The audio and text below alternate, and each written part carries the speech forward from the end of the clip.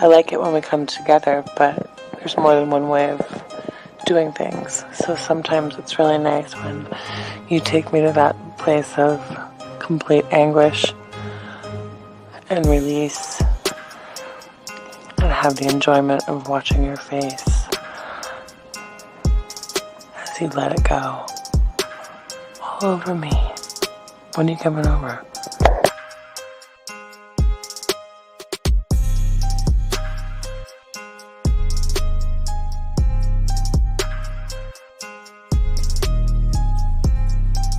Hi gorgeous, it's your Sydney girl again. I have to say, listening to your last message got me so freaking wet that it's not funny. I listened to it over and over again a few times and I could just picture it all happening. And in regards to your volume of come, the more the better. Bring it on. And in regards to where I like it, I'd like it anywhere you want, whichever hole you prefer.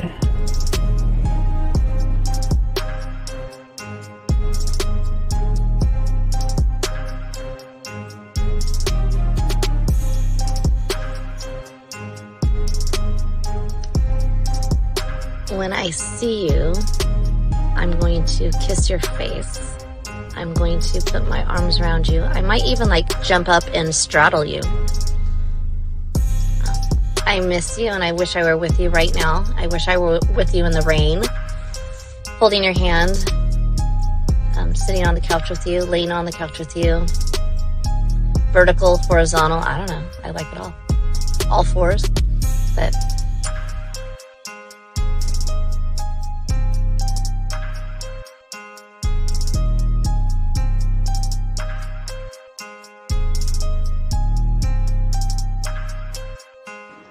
I mean, I can't really control it.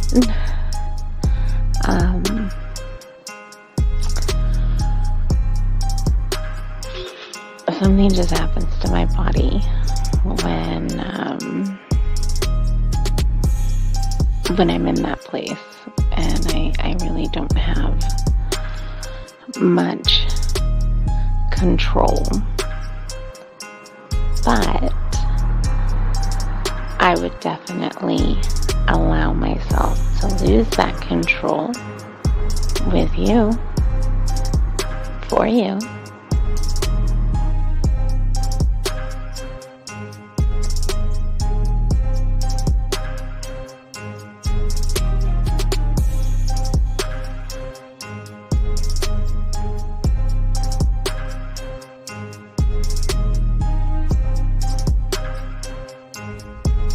Good morning. This is your friend. No. This is your lover. And my day is starting. And I can hardly wait until we can be together again.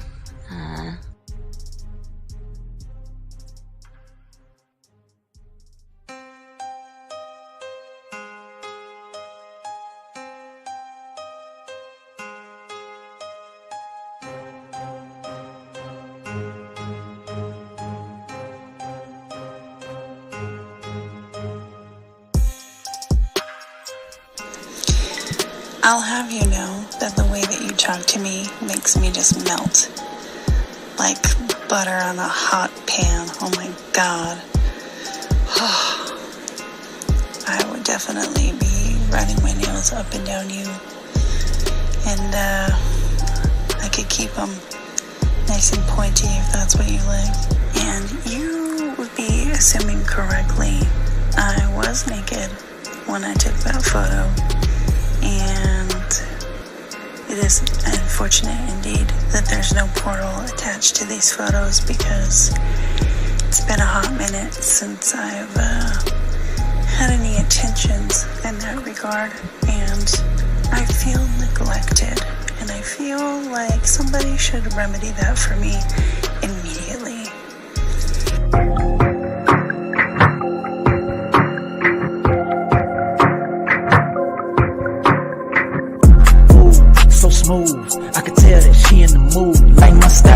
attitude, how I rock and the way I groove, yeah. That's right, talking dirty in the late night. Told her, let's make it happen. Call up Steve the Dean Williams, NK Zaggin'. Yeah, that's for all my gentlemen. You see baddies, I know you feeling them. We got the skills, show you how to seal the deal. And we gonna keep it real, let's go. Whoa. You got a stagecoach to catch or something, huh? Slow the fuck up. Too cool, way too smooth. Show you how to get the girl to the bedroom. Ain't no thing, that's what we do. Get her vibing in the mood. Hey, we got the sauce, it ain't a joke. Come check it out, you should take notes. You'll have her begging for more. Wet like the ocean, you rocking the boat. Hey, all of these brothers the flyers. Give you the game to get her excited. One of a kind, I know you will like it. Only the realest of men are invited. Yeah, that's true. Time to get her in the bedroom. Let's go. I cannot hear that. All right, what's up, everybody? What's going on? It's your boy, the Dean. Hope y'all guys can hear me. Class in session, man. Hope y'all guys are doing good. Want to welcome y'all to the show. Let me take that down for right now. Give me a second. I mean, always late, dog. God damn. What's up, Zach? You hear me? Zach, you hear me? Hello. You can hear me, but I can't hear you. Hold on a second. Wait, I cannot hear you, Zach.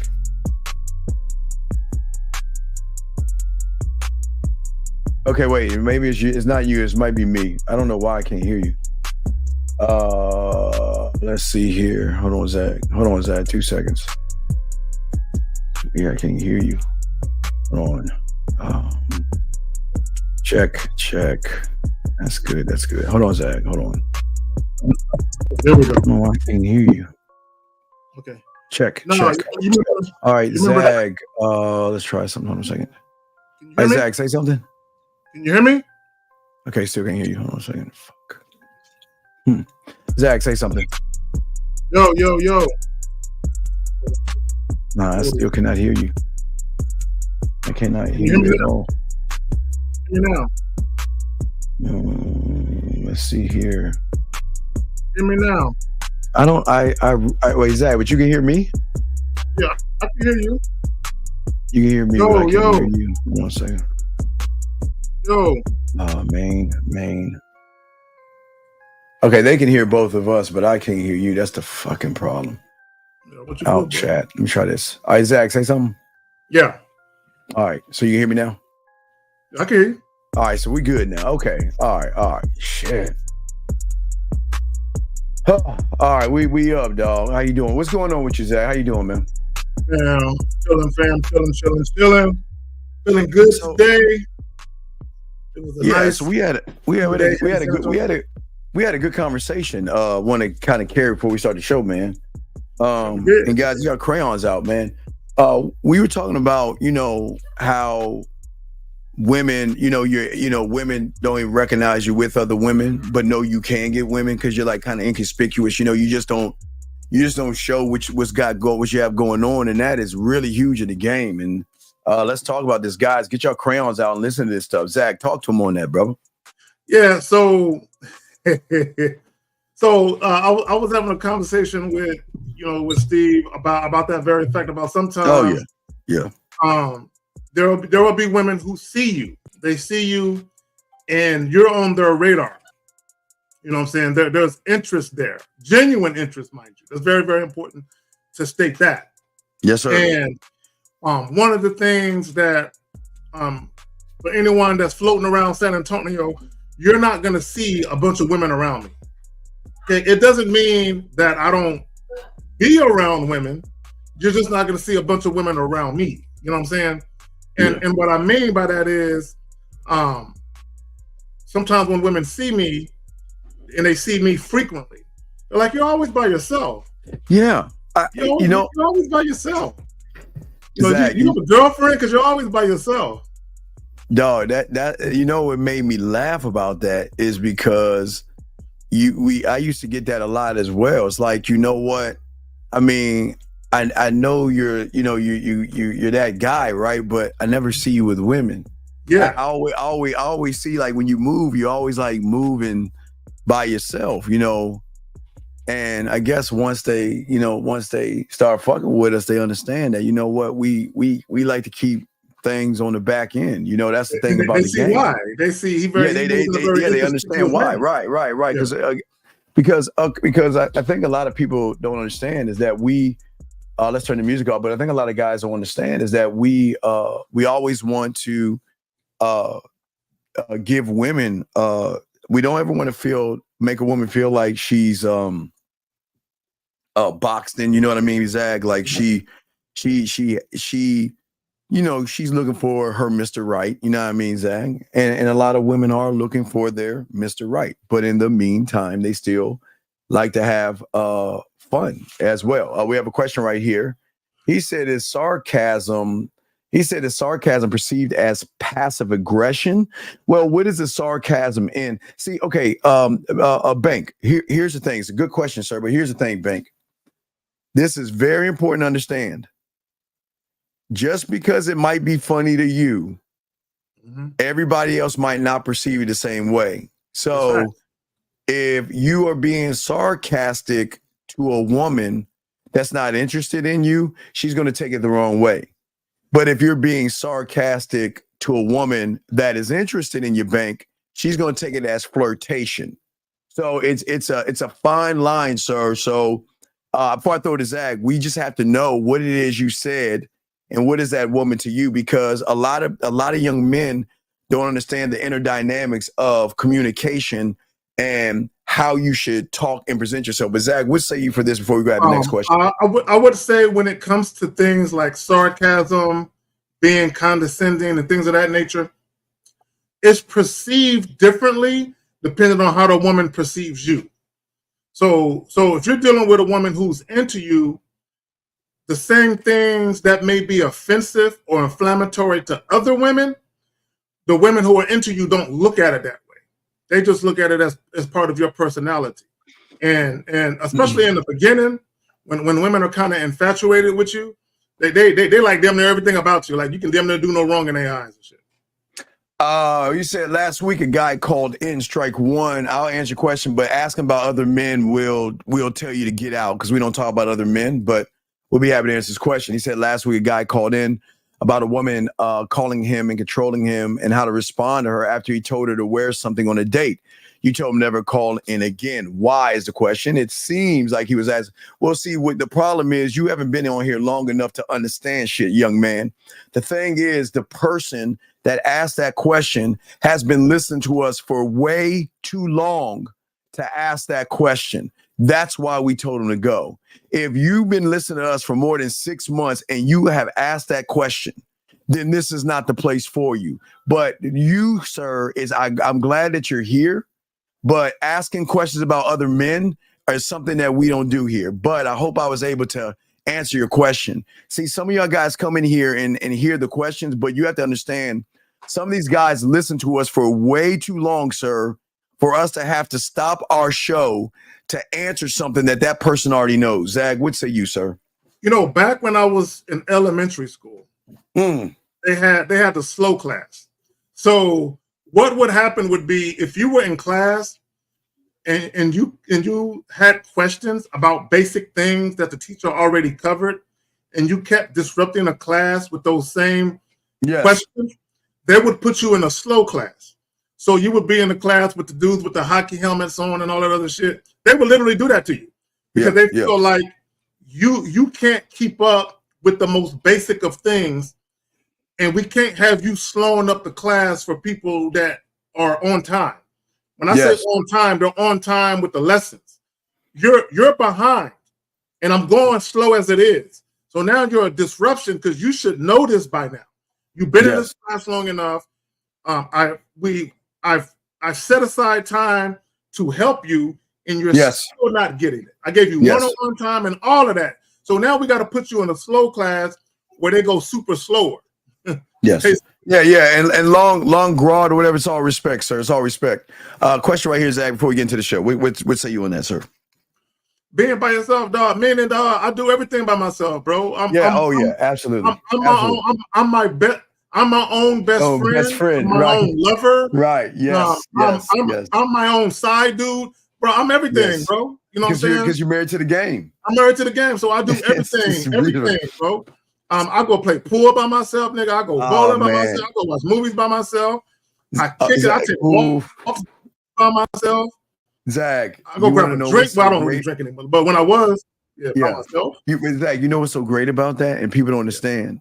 Gentlemen, listen to what Zach is saying. He does all these things by himself, but that still gives other women opportunity to interact with him. See, gentlemen, if you move by yourself and do things by yourself, you're going to always run it. Women are always going to be in your life, gentlemen, no matter what you do. You're always going to run into women. So this is why we always tell you guys the important thing is just move. Okay, you should never want to be around people that give you confidence or have what they used to call in the 90s or 2000s. They would call them a wingman, somebody that they would have on their wing to help them talk to women or something. But see, when you have game, like Zach is saying, there's nothing like just doing things on your own and just enjoying your own company. Your own company should be the best company anyway, Zach. Like you say, we married to the game, man. It's awesome, man. Let me tell you something. The very first threesome I had, I was by myself.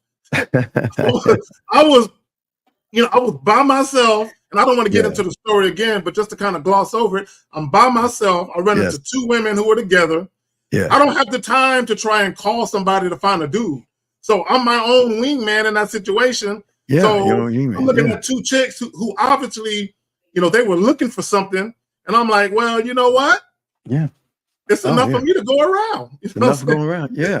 And gentlemen, that's what we're talking to you. But today, gentlemen, we're going to be talking about desire and understanding attraction. Renee, all right.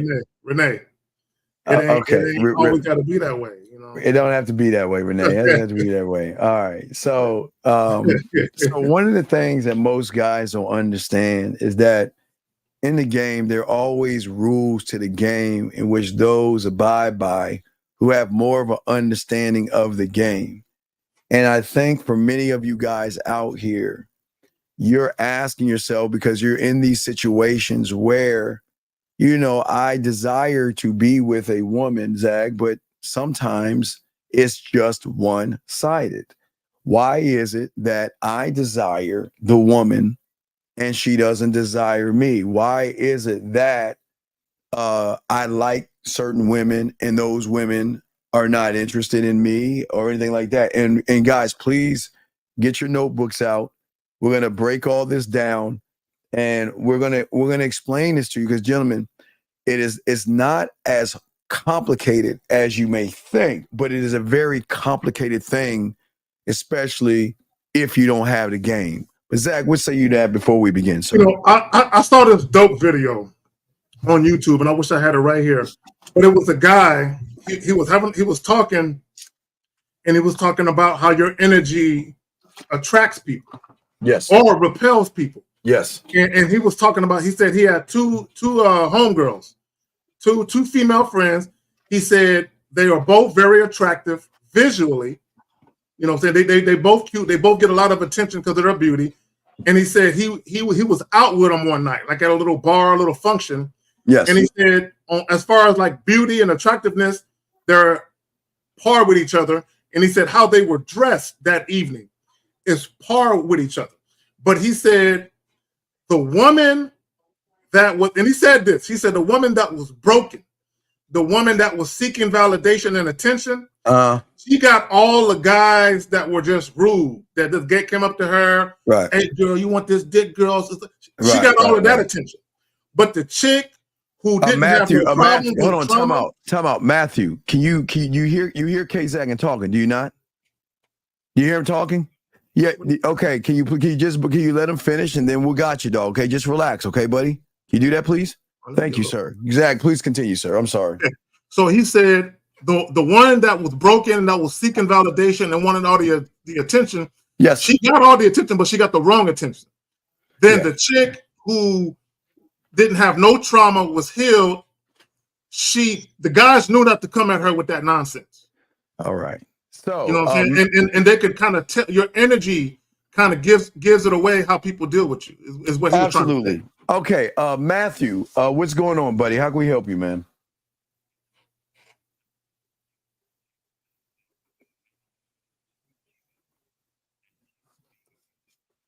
Oh, you didn't hear me, Frankie? Okay, so Doug. Wait. Zach, you can't hear that? No. You can't hear him talking? Who? No, I can't hear shit. Okay, hold on. Wait. Hold on. Damn, man. You can't hear him talking? Wait, all right, Zach, I didn't know nobody was on the phone. Wait, Matthew, can you say something? Okay, wait, he can't hear you. Hold on. Damn it. Hold on. Matthew, you there, right? Okay, but Zach, you can't hear him. Nope. Hold on, let me switch this over. All right. Zach, can you hear me now? I can hear you. All right, Matthew, say something. Okay, can you hear him now, Zach? Nope. You can't hear him? Nope. At all? Nope. It's like we all can hear him. June said he can't hear him. No, nobody else can hear him either. All right, let me try right here. All right, Zach, can you hear me? I can hear you. All right, Matthew, say something. Okay, we cannot hear Matthew now. Fuck. Yeah, all right, hold on. Wait, so Zach can't hear Matthew. Matthew is there. Hold on 1 second. Hold on. Wait, yeah, no, nobody. Can the chat room hear Matthew? I thought we fixed it. All right, hold on, Matthew. Can you hear us, Matthew? Okay, wait. We're trying to make sure Zach can hear you, though. I think Zach cannot hear you. No, I can't hear him. Okay, wait. Try this. Wait. Hold on, Zach. Can you hear Matthew now? Say something, Matthew. You cannot hear him? No. Yeah. All right. I can hear him. All right. I'll get his question and answer it, Zach. I don't know if the hold on a second. I don't know if the room can even hear him. What in the No, fuck? they can't hear me. Nobody can hear him. Nobody can hear him. No. It's like I can hear Matthew, but nobody can hear him. Wait, make sure. You don't hear him either. Frankie Shy said. All right, wait. Let me try this. Hold on, Matthew. All right, try it now. Matthew, say something. Still no Zach? Okay, hold on. No, can't hear him there. Wait a second. No. Roadcaster input. Let me try right there. Matthew, say something. Zach, no? Nope. Still no. Nope. What in the fuck? You got to make sure your audio and just ask your question, and what I'll do is I'll just answer it for Zach. But Zach, you can't hear me right now, right? I can hear you, but not him. Oh wait, you say now I can't hear you. Fuck. See, this is what happened. I let something touch. We had a roll in. Zach, say something. I can hear you. Can you hear me? Okay, Matthew, you can't hear again, right? So yeah, I'm sorry, Matthew. Okay, but you can't hear Zach. Zach can't hear you. But what's the question that you have?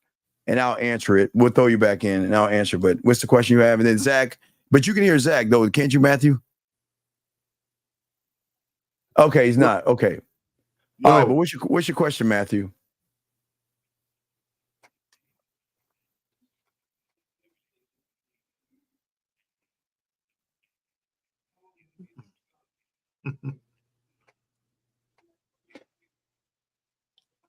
Okay, the question. Okay, wait, sir. If a man is in a relationship with a female and he's putting his hands on her, who do you think is his fault? It is, dog. Is he really asking that question? Let me say this, guys. In the history of mankind, right? Especially in Matthew, can you hear him right there? You can hear him. He can hear you, but you can't hear him. That's weird. All right, so I think I'm gonna reset my computer. But Matthew, what is your question? I'll throw it to Zach and let him talk while I refresh. But what's your question? Dog, a man should not be emotional when it comes to a woman, dog. What you mean control his emotions? That's a feminine, emotional bitch, dog. It's not even about controlling your emotions. It's about controlling emotions. If the woman isn't behaving, he's thinking of it from the emotional aspect. All right, wait, hold on, man. Hey, call back in. So let me refer. I'm gonna reset my line and stuff like that. Zach, go ahead and talk. I'll be right back. All right, cool. I'm gonna reset and call and come back. I'm gonna just reset real quick. Just sync everything. Cool. All right. While I'm here, if y'all got a question, throw a question in there. Let me just say this, guys. The problem with guys having that mentality or that mindset of, oh, if I get emotional, so that I have my emotions in check, you shouldn't get emotional, right? And a lot of times the reason why guys are even in that realm of thought is because you're mainly motivated to deal with the woman based on your feelings for her. Okay, I need guys to understand something. When you're mainly motivated to deal with women because of your feelings, what happens is when they say and or do something, it bothers you more. It irritates you more. See, women for the most part, okay, women for the, he got me all up. Women for the most part, right, when they deal with men, they are more governed. It doesn't mean that women don't have the capacity to be pragmatic or practical, but women more so than men, typically speaking, are more governed by their feelings and emotions than we are. So if you have a woman and you have a man who are both mainly motivated to deal with each other because of their feelings, it's going to be like this. Somebody in the relationship has to be more logical than the other person. Somebody in a relationship has to be more pragmatic. That's where order and leadership and structure comes in. Zach, Zach, you hear me? I can hear you. You hear this?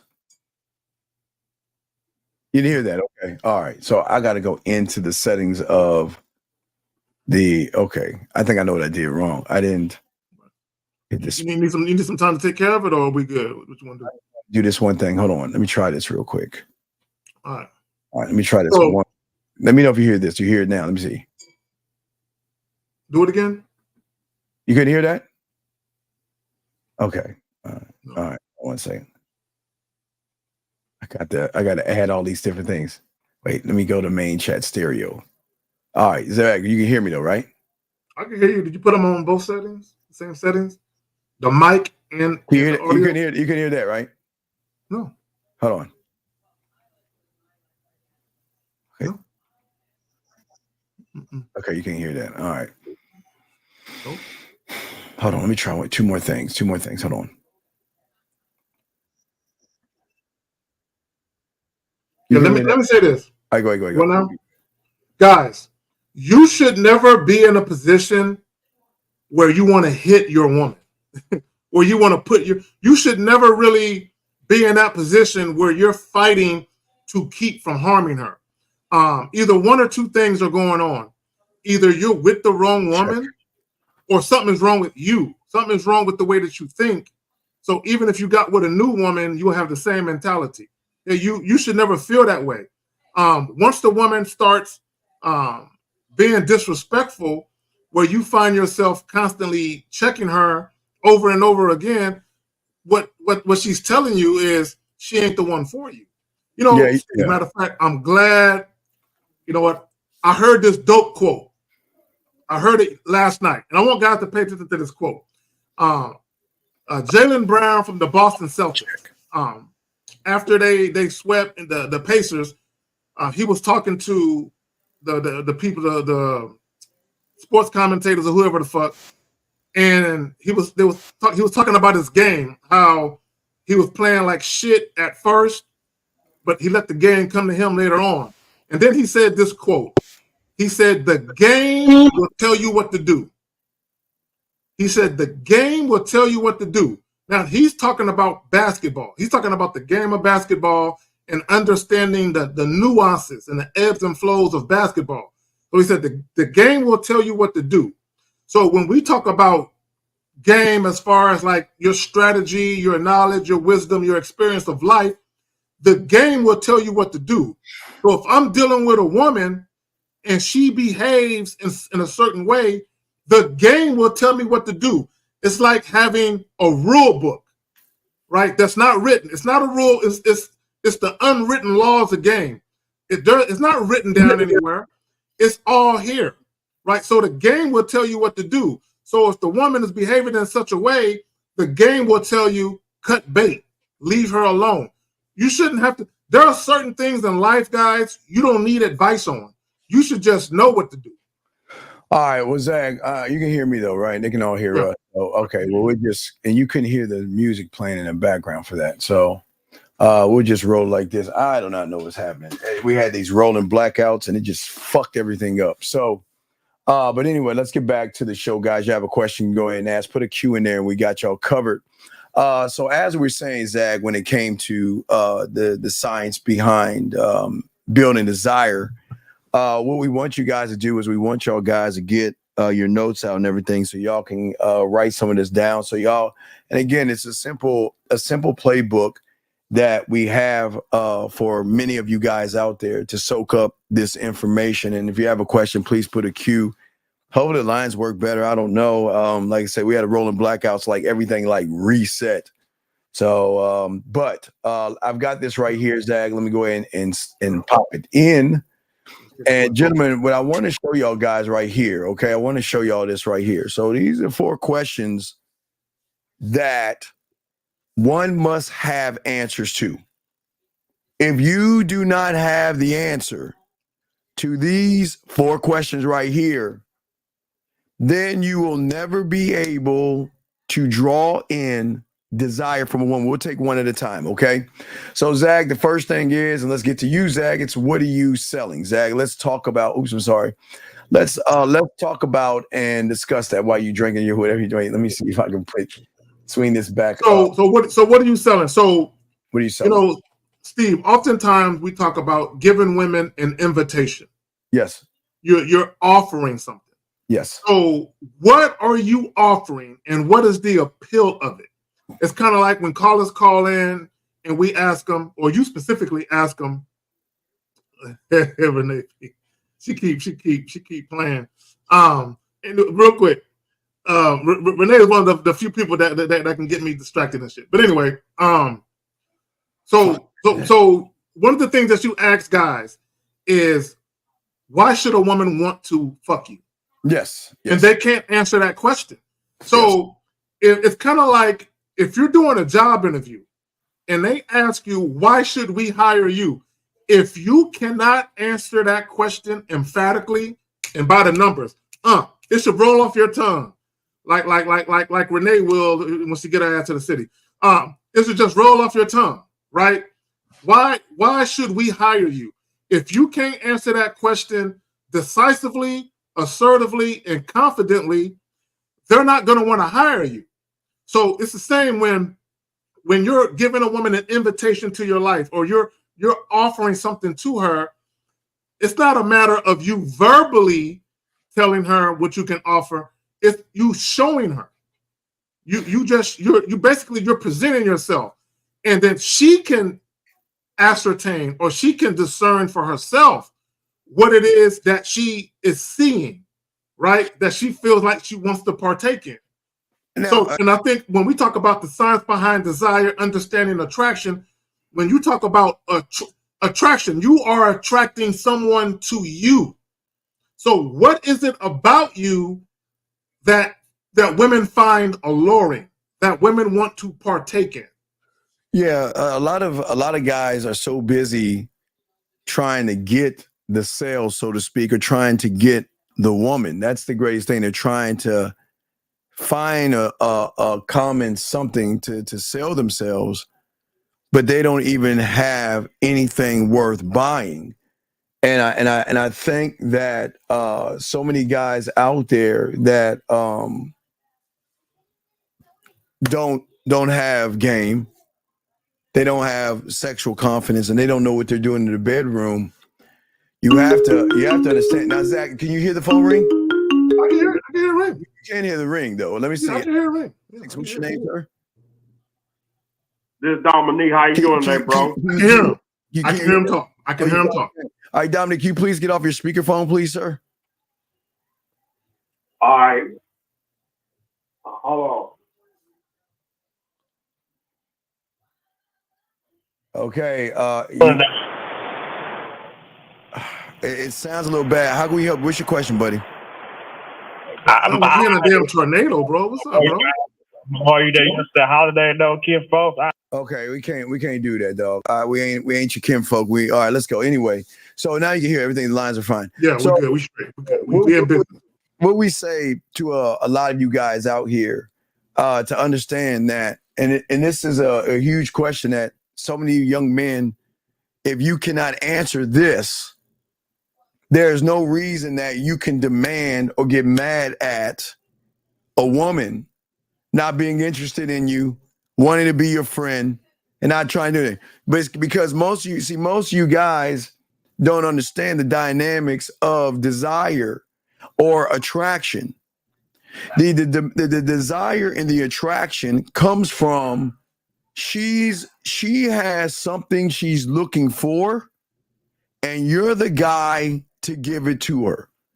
But the biggest mistake that they have, Zag, is that y'all think that women are looking for something to be penetrated inside of her, and they're not.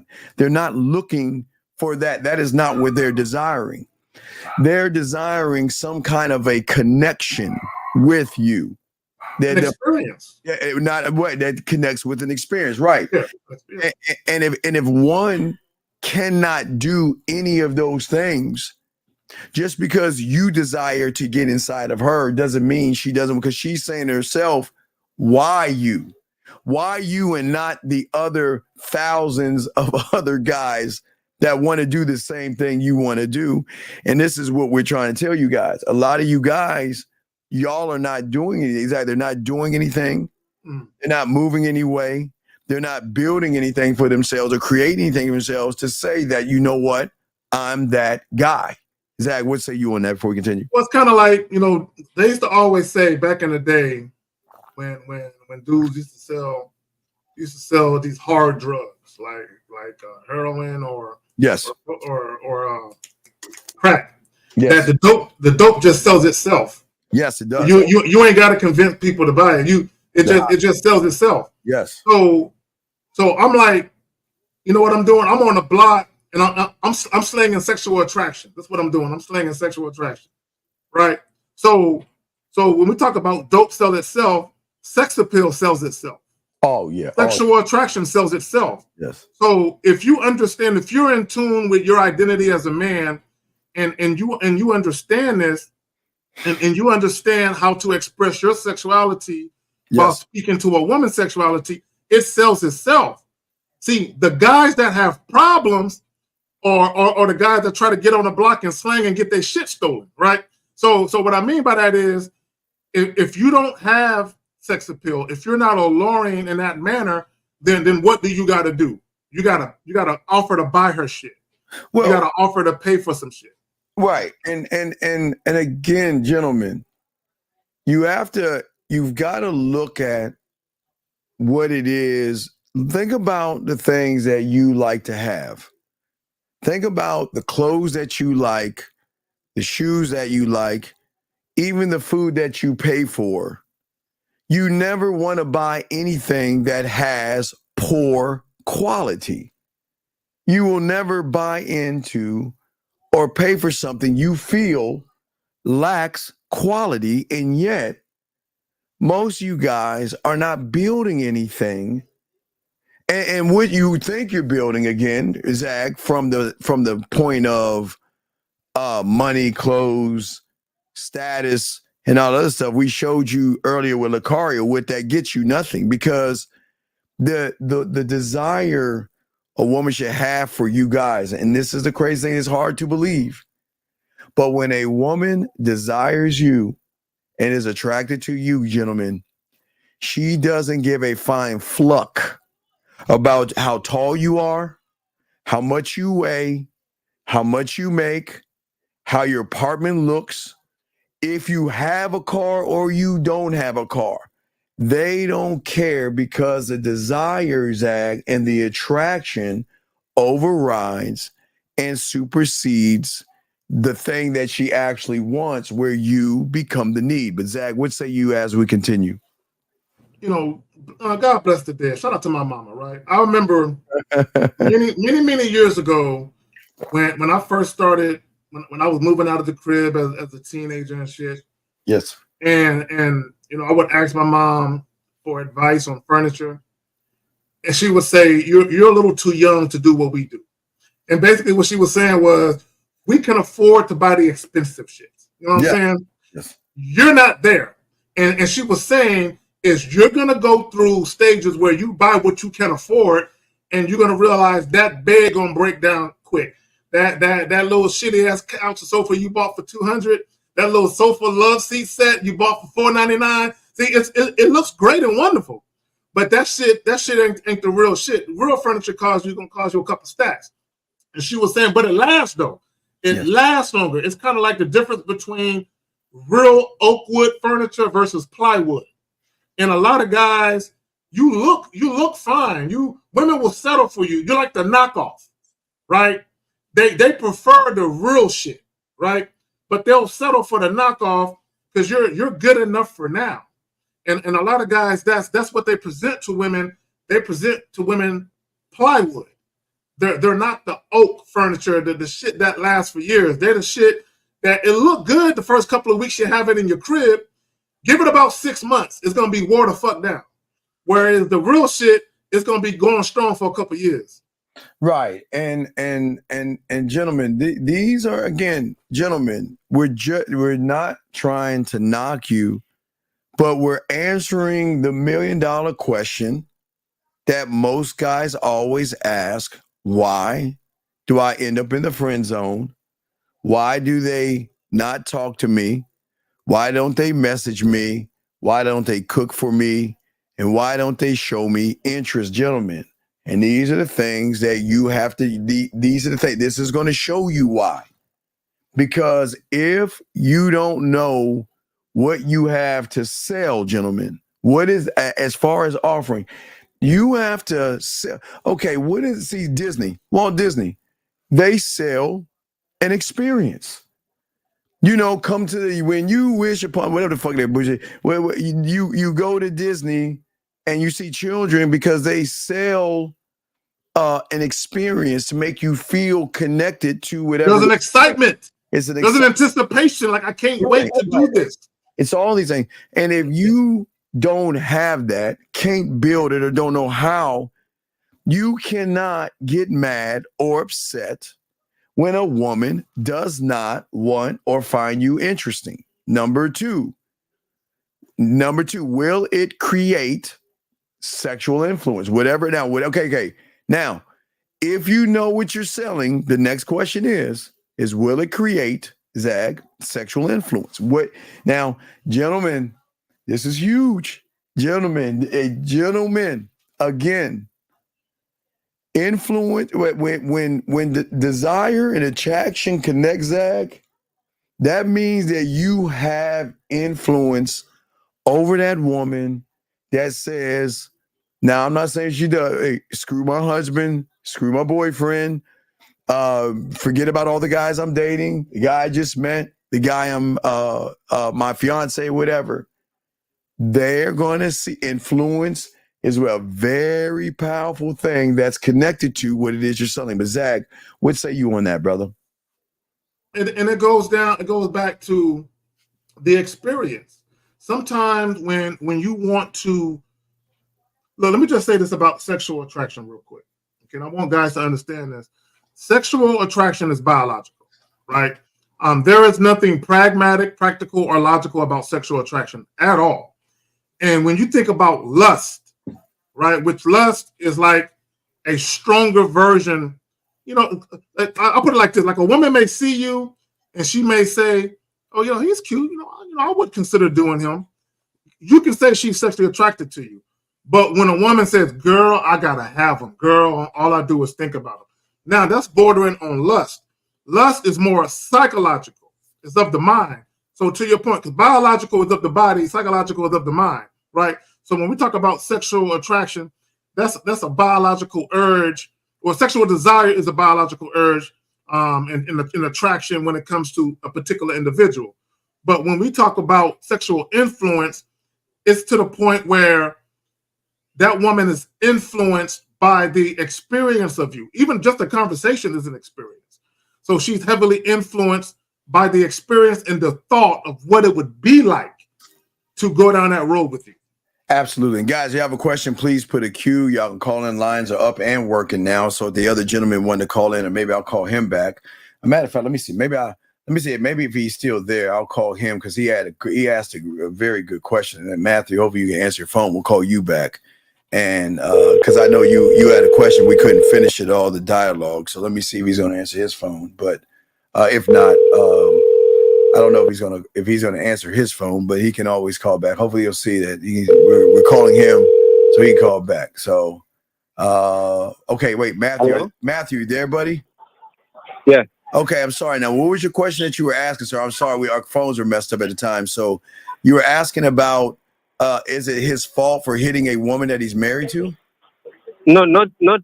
I think I'm phrasing the question wrong. But what I wanted to know is, the woman will say, I mean, people will tell the woman you should be out of that relationship. You should leave the man. Yes. And they'll say, but then I heard you guys say it's the man who should have never been in that situation to begin with. Yeah. What's your question? What's your question? Yeah, I was just seeking clarification. Okay. Like, so he should not have been in that situation because of his emotions and the way he reacts. Okay. So Matthew, this is what you need to understand. Check this out. Abuse doesn't happen when the abuse happens. Okay. Yeah. Abuse happens the moment a woman realizes you don't have a standard and that you'll do anything to please a woman. Okay. Yeah. And this is again, when y'all first meet women, the moment you're telling her how beautiful she looks, you already have said, you can already walk all over me. I'm a rug. Because she recognizes the difference between a man will never tell a woman she's beautiful. She's got to earn that. But you guys, y'all automatically, your language. Steve, Zach, I met a beautiful woman. Zach, I met this fine woman. Do you see how your language exposes you? Where you're saying that I'm not good enough. She's better than me. And I'm not saying it's right for her to put her hands on you, but you're giving her an open invitation to do whatever you want to me. And I'm never going to defend myself because I need you more than you need me. Does that make any sense, sir? Yeah. And you understand. Wait. Real quick. What are we talking about? A man putting his hands on a woman or the other way around? Well, I was talking about the woman dogging that guy and putting his hands on her. But are you talking about a guy hitting a woman? I have no clue what y'all talking about. Right. So are you talking about a guy hitting a woman or a woman hitting a man, sir? A guy hitting a woman. Yeah, a guy hitting a woman has emotional. Not even physical, but also emotional wise, and then the woman is all in this whole state of. Well, it's physical. If he putting his hands on her, it's emotional and physical. Both. Yeah. It's both. Yeah, you can't physically accost somebody and say it's not physical, but it starts off like real quick. Colin, I'll give you a story, a real quick story. Real quick shout out to Renee P with the 5. Carrie, I love the way your mouth move and the way you drink your water. That should be playing. So Colin, real quick story. So I had an ex-girlfriend, and we super cool, right? And she shared shit with me about the different guys she was dating, right? And she was seeing this one guy, and she was telling me a story about how he got mad, and this is before she got into a relationship with him. They were kind of just dating, if you will. And he got mad at something, and he pulled like the cable box out of the wall. You know what I'm saying? The little fucking cable. He yanked that shit out of the wall, and she told me about that. And I said, you need to stop. I said, you need to leave him alone. I said, today it's the cable box. Tomorrow it's your face, right? And she kept dealing with this dude. And because at first she was like, I think you're right. I don't know why I'm dealing with this dude. But she was, she got caught up, right? And before you know it, she in a relationship with him. And this guy is a full-fledged abuser, going upside her head and some more shit. I mean, he was a dangerous dude. But it all started that normally any type of abuse, it starts off small. It starts off with maybe people calling you out your name, throwing of things, people like maybe guys punching holes in walls and shit like that. It usually starts off like that. And then it escalates. And it usually happens because the individual is very possessive, very, very territorial, and that individual themselves, they got issues. Like they got maybe low self-esteem issues, insecurity issues. They have what's the word I'm looking for? Abandonment issues where they're always afraid that people are going to leave them and shit like that. So they've resorted to the extremes of trying to keep people in their lives. You know what I'm saying? Okay, caller. So does that make any sense? Was he able to answer your question? It makes sense. Okay, do you have any other questions, sir? No. I'll go back in case I get thank you, sir. We appreciate the call. call. So thank you. All right, thank you. All right, lines are open, guys. Got a question. All right, let's continue what we were saying, Doug, about the influence. Gentlemen, Again, but and let me grab the clip real quick, Zag, to show you guys what it's like when you're not the guy. Here we go, Zag. Is that your boyfriend? No, it's not. Who is it? I don't know. Someone that just I don't came know up who and this asked is me. either. He just came and asked me for my Instagram. Nah, I didn't ask her for Did you give it to bro. him? Are you gonna respond to him back? No. Bro, don't you waste your time. She ain't gonna Nah, respond nah, to nah. you. Look, watch. Hey, if the bitch don't fuck with you, You don't follow her, bro. she missing out on her blessing. Not really. See, I just want y'all to, dude, he was salty, right? Number one, he was attracted to her. He was feeling her. He stepped to her. But then when he was asked about his attraction for her, he tried to downplay it. Nah, I ain't really feeling her. But sure enough, he asked for her Instagram. And then when the young lady was like, if he try to hit you up on Instagram and you're gonna holler back, she was like, no. Then he got salty in his feelings, and then he started throwing the word bitch around. You know, he can't worry about these bitches. And what he's trying to do is play it cool like he don't care, but his ego was bruised and all that other shit. And she didn't do anything wrong. She was just chilling, but he didn't know how to just chill and actually be the type of guy that women actually want to get at. He's trying to force fit the situation, and when it didn't work to his favor, you saw how he responded or reacted. But Steve, can you play that back one more time?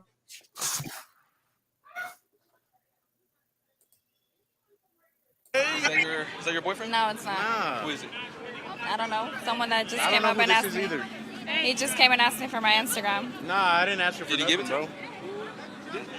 Are you gonna respond to him back? No. Bro, don't you waste your time. She ain't gonna Nah, respond nah, to nah. you. Look, watch. Hey, if the bitch don't fuck with you, You don't follow her, bro.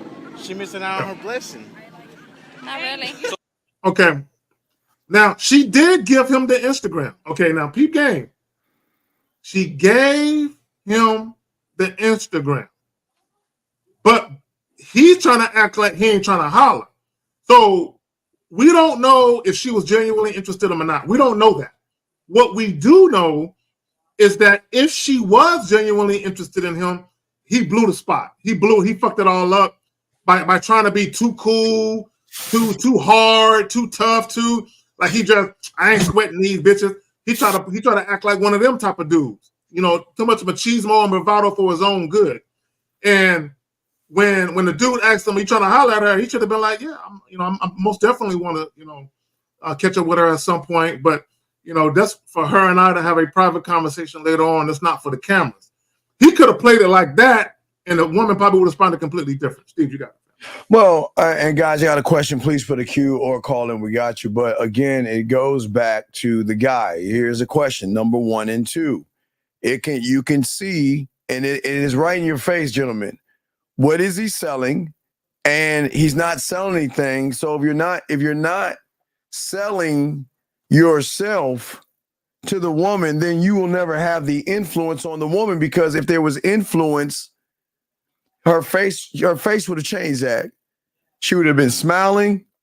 She would have been interacting with him, and she would have moved forward. So, gentlemen, just remember, we're giving you all a simple blueprint. Nobody is giving you this blueprint because a lot of y'all guys always scratch your head why I'm not getting and why I'm not winning. And we're showing you right now this simple these are just 4 pieces. 4 pieces. But these are 4 important questions that if you don't have the answer to it, you're never going to win with women. Let's get to the next question right here. Number 3. Will it drive desire? Will that thing, Zag? And again, gentlemen, the thing we're saying about you. See, what y'all don't understand is money is not going to drive desire. And the only reason money will drive desire is because you don't. The only reason that the luxury of eating dinners and stuff is good to a woman, because you don't have that thing where she says that, you know what, I just don't care, Zag. And I know a lot of guys don't understand that. When a woman says she doesn't care, what do we mean by when a woman says she doesn't care? That's when a woman says, you know what, listen, I don't care about your situation. I don't care what's going on with you, because your definition of how I see you is totally different than I see from anybody else. Mm-hmm. I see all these other guys out here trying to force them, not sexually, but force a brand X type individual. They're trying to force these. I run all these guys that try to force themselves on me and try to push a brand that I don't like. But Zach, go ahead, sir. I would even say back to the video, because from what now, of course, guys, we don't know exactly what happened. We wasn't there, and there's no broader video to get any more information. What it appears to be is that she was about to go do this little street interview. Dude saw her. Dude probably liked the way she looked and was like, "Can I have your Instagram?" Now, I'm not gonna clown them for the Instagram because they're young. A lot of these people in their 20s, that's what they do. Me, I'm not asking for nobody's social media or anything, right? But here's the thing: to Steve's point, he's trying to force his presence on her. And what I mean by that is, I saw a video earlier today, and it was a young chick, and she was talking about guys that hit on women in bars and clubs. And usually I tell you guys, man, don't take a dating advice from women, right? But sometimes they make sense. They do make sense. So the young lady was saying, if you want to holler at a chick, introduce yourself. Basically, she was saying, don't just hang around and stare at her all fucking night, right? And don't keep going up to her multiple times. You see the young lady, you go holler at her, you get the digits, and then you move around. Don't be clingy all night trying to hang around her and block her from talking to other people, right? So if you look at this video right here, the woman and the guy, they don't know each other. Why is he hanging around her while she's trying to do her little interview? He should have got the little information and did. Yeah, I got AG. I got hold on a second. I got something to say about this right here. But anyway, 470. What's your name? What's your question, sir? How can we help you? Yo, Superior. What's up? Okay, sir. What is your name? And what's your question, sir? Superior. And my question is, how come you guys? Wait, did he hang up?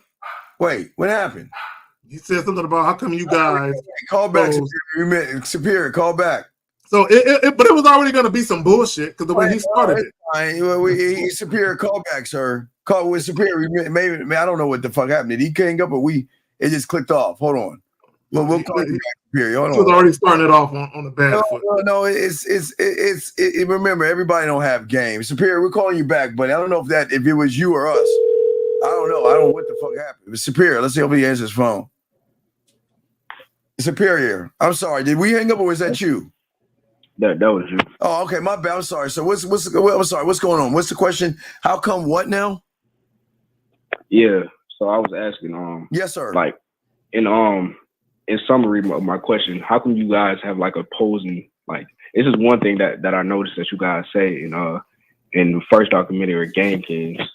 It was like the introduction in the car. It was like a spectrum of game. Either like Steve, your whole philosophy is either you have game or you don't. But Lucario in the Game Kids documentary, he said it's a spectrum. You can have no game, little game, a lot of game. So, Okay. But he also, hold on. So let me catch them dice you threw out there. Lucario also said having little game equates to having no game. He said that too. Yeah, but he also said it's a spectrum. Meaning you can have a decent amount of game, you can have some game, or you can have a lot of game. But Steve said either you have game or you don't. So who's right? That's my question. I'm just curious. Like, how old are you, sir? 21. Okay. I called him before. I guess you go. Okay. So if you're not a student of this, why even ask the question though? What is the purpose? Like I said, I'm just curious. Okay. So I go to a doctor convention and just say I'm curious to know what artery you cut in surgery. And what do you think? What do you think those doctors going to do? You think those doctors going to look at me like I'm a fucking fool?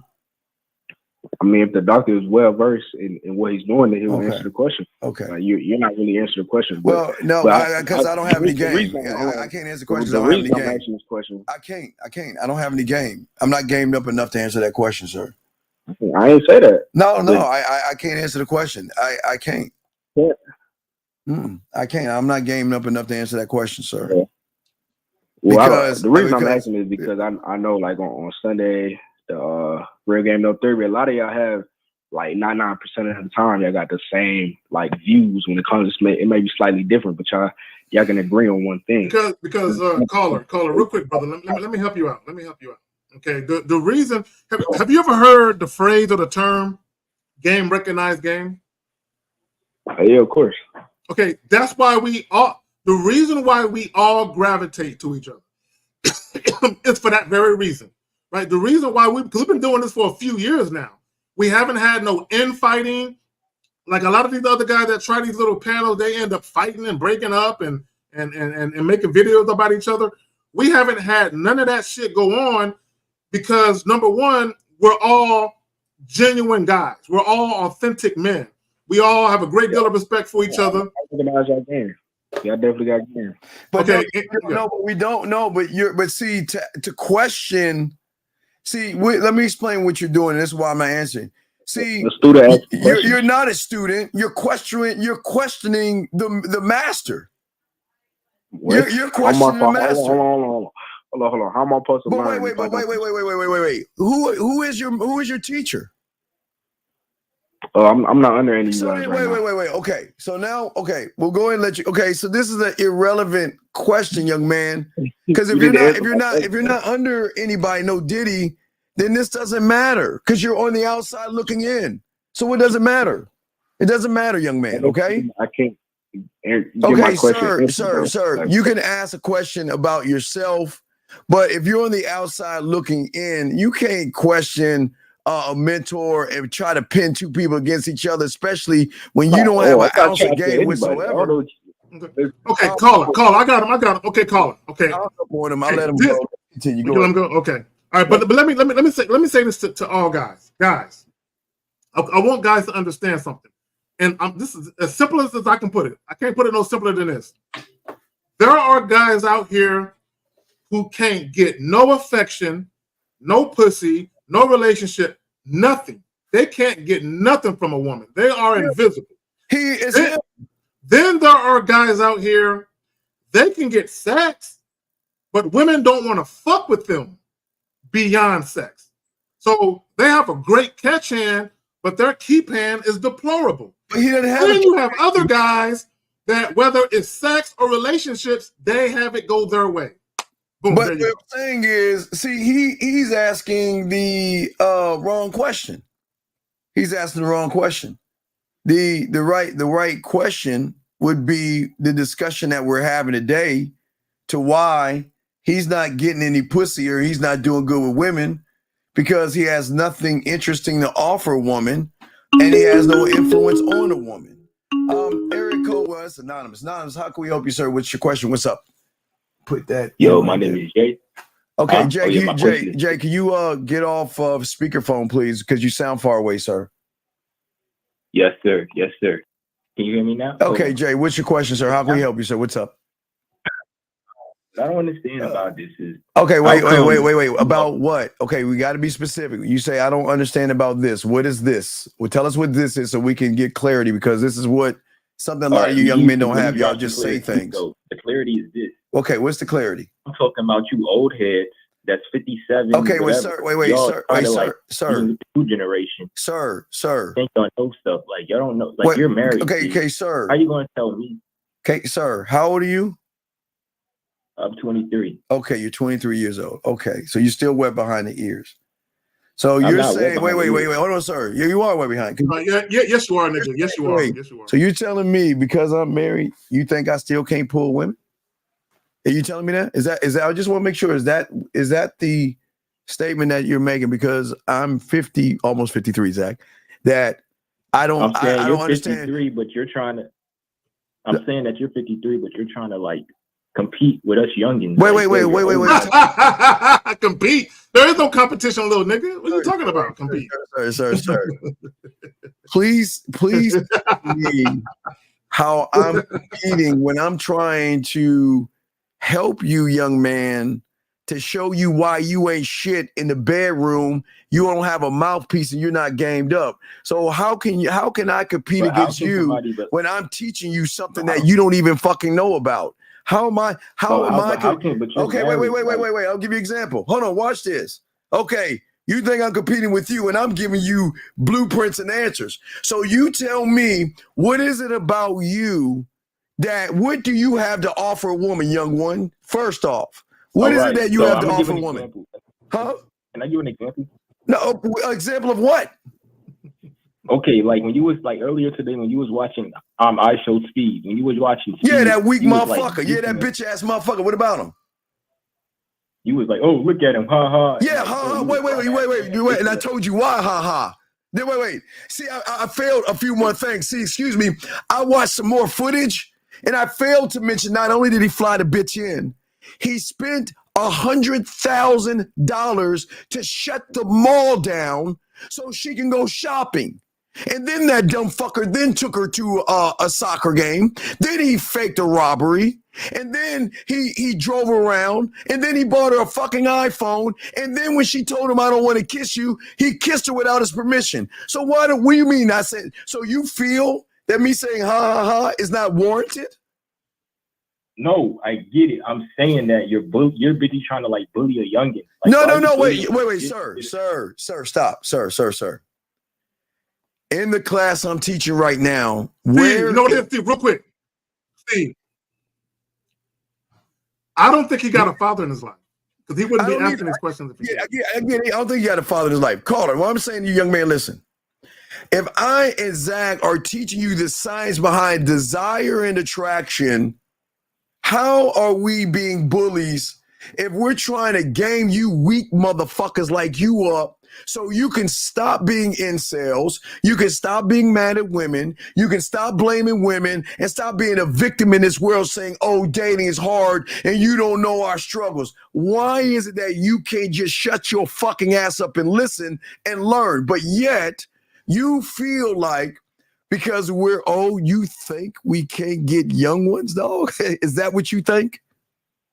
I feel like y'all trying to like take the young ones from us. No.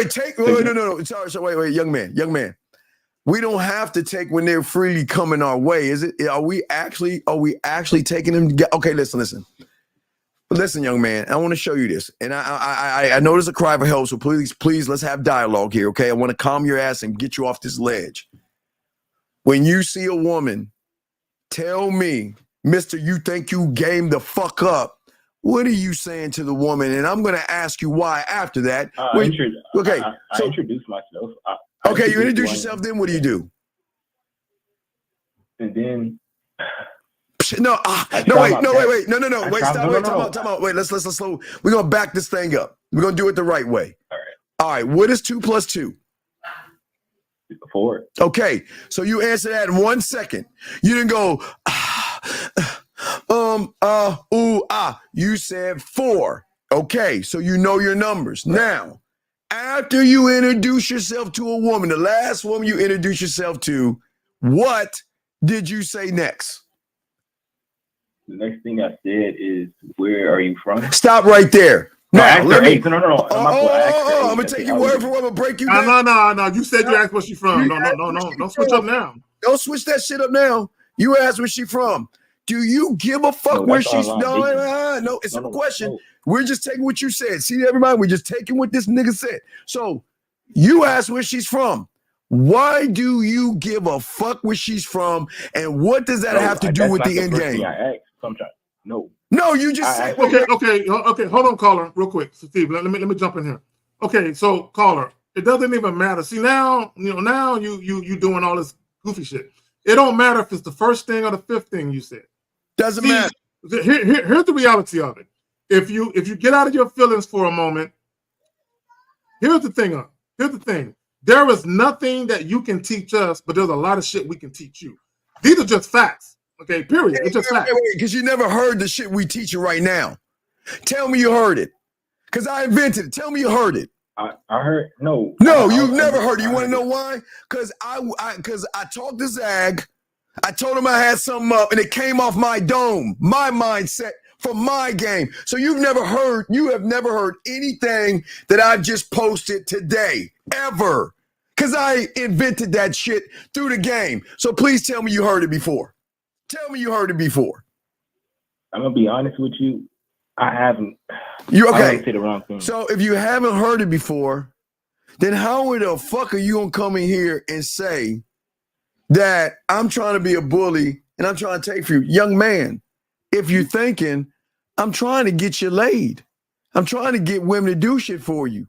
I'm trying to get women to do all the shit you weak ass motherfuckers have always begging women to do, but you don't know why it's not working for you. But how come? But let me ask you this: how come?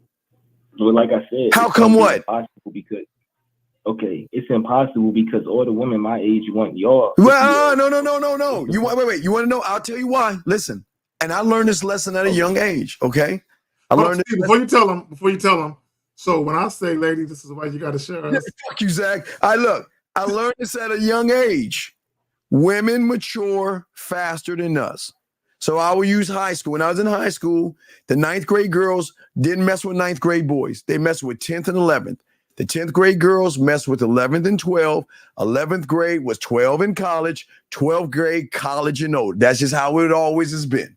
So you, young man, like little Speedy, that dumb motherfucker, y'all still have an immaturity that women are sick and fucking tired of. Women do not want childish, antic, immature guys that play around, are goofy, and have nothing to offer them, young man. Why would they want to be with you when you choose to shuck, jive, Riz, handsome man game? Because listen, caller, I always tell you this. When you meet a woman, she's going to go on your YouTube page or your Facebook page, whatever you have, or your Instagram. And can I ask you a question right quick? Yes, what's your question? I just want to say, I watch Ron Wills, and he says handsome man game. I don't give a fuck with Ron. Okay, hold on real quick. See, I gotta catch them dice. Hold on real quick. Nice, Zach. Hold on. See, I can't stand when people do that.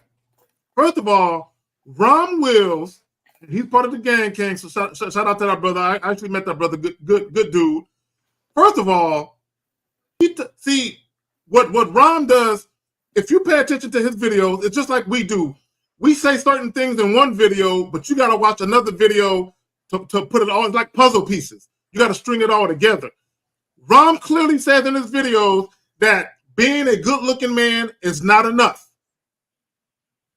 You need to be a well-rounded man and have more to you than just your looks. When he talks about body game or handsome man game, he talks about it being strictly for bait. Yes, you want to look good, but once you get a woman's attention and she likes the way you look, what else do you got? Because you still got to have a conversation. Caller.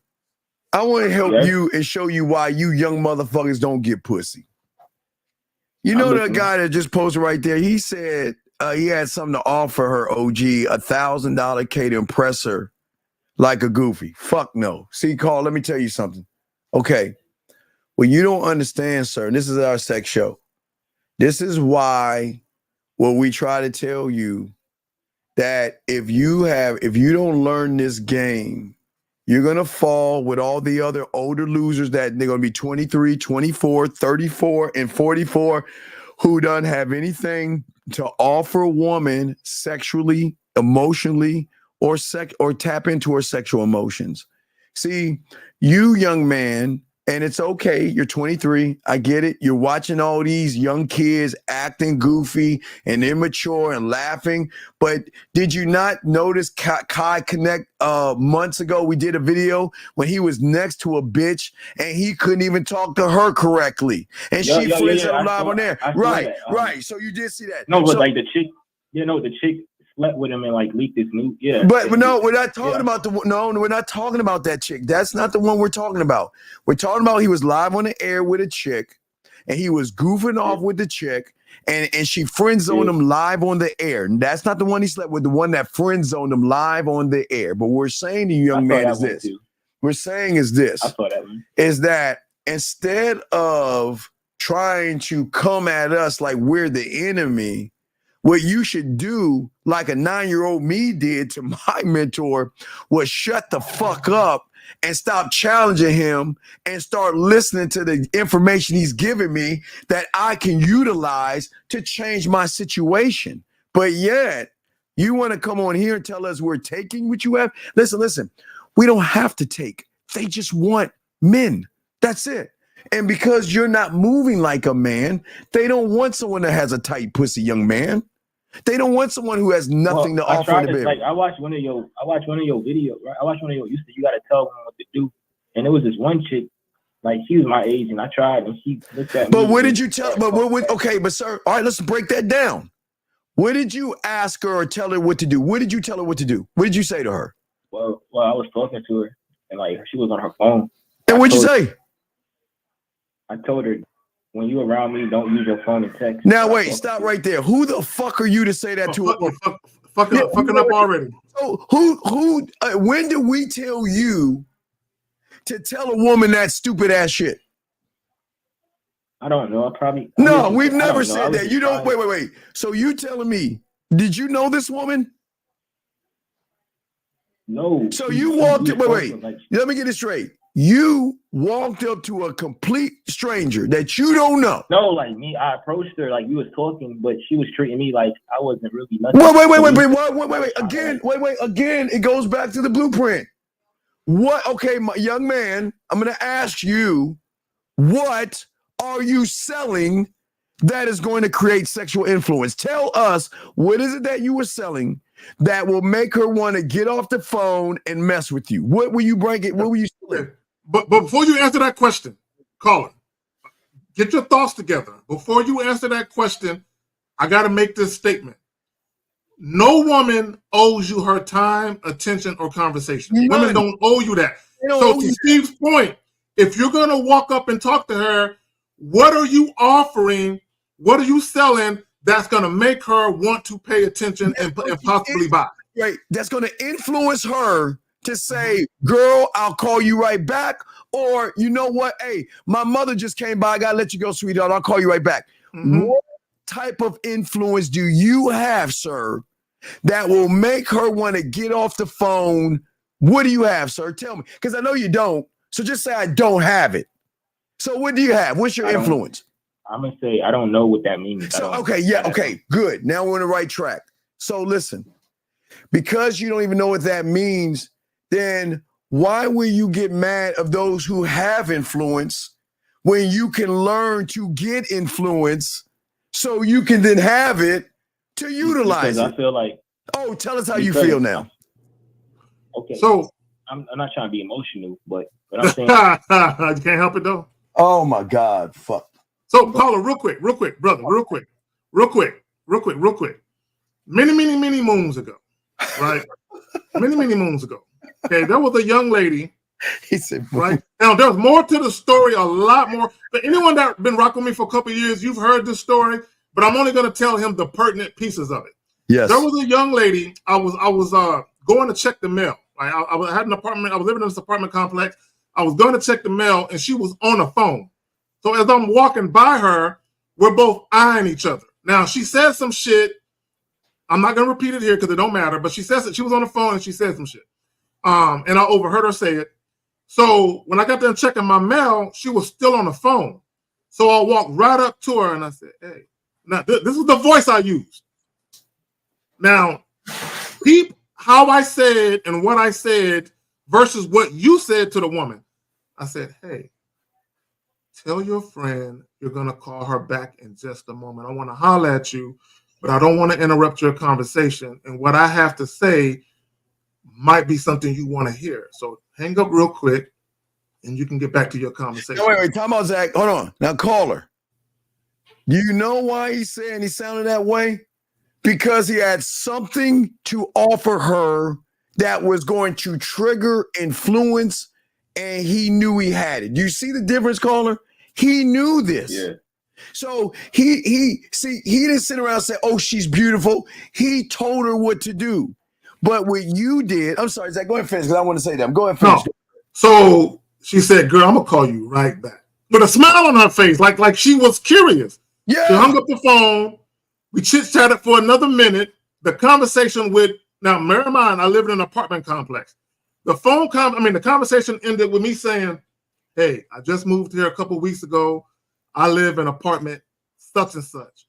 Why don't you come visit me? You're going to be my first visitor. Carla, do you think she came and visited me? Yeah, I'm listening. I feel you. She came by, and she was my first visitor in my new apartment. Okay. I don't need to say no more than that. But all right, call it. So what we're saying is see, you think that I'm the enemy, but you're not understanding that I'm giving you information that these YouTubers, red pill, manosphere motherfuckers don't have. And that's why they are creating incels, you young men getting mad and angry because you're not getting your way.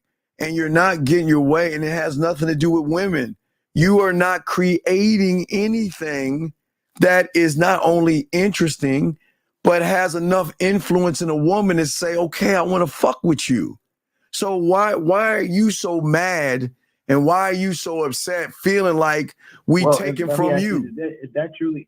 Well, let me ask this too about the dating apps. Also, I'm going to say, if you say it's not just the looks, it's like, okay, on a dating app, like if I put down like if I just post a bunch of like, what do I post? Sir, it's not. Listen, sir. Here's what y'all understand. Do you think women just look at your photo? Wake up, motherfucker. She'll look at your photo and read this. And read your profile or not. And then she'll wait. She'll listen. This is what they'll say. You know what? He's cute. And you know what? I could probably fuck him. But you know what? I'm going to watch him talk himself out the pussy. And then they're going to reach out. I don't get no matches. Wait. You don't get any matches because you ain't built for anything, dog. Listen out. Look at you, dog. You came in here feminine. You're all angry. You're bitter, and you act like a victim.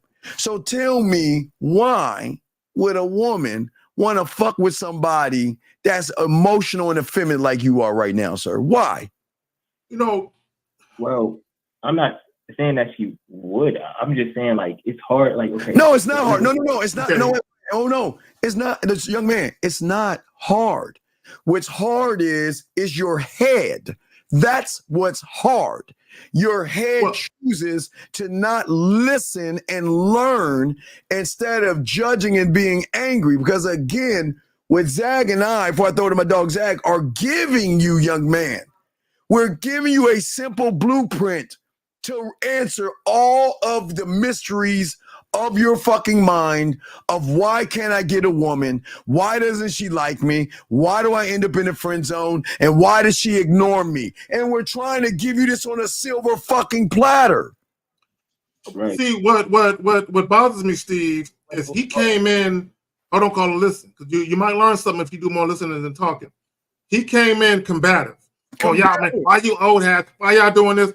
And now he's sitting here asking for advice. Yeah, you just need help. You could have came out the gate. Caller, if I see a bunch of guys that are making money, if I see a bunch of guys, fuck it, I'll use the real life example with the Real Game No Theory panel. Those guys, right? Those guys had an entrepreneurial spirit. Those guys, all those guys had their own businesses before I had mine.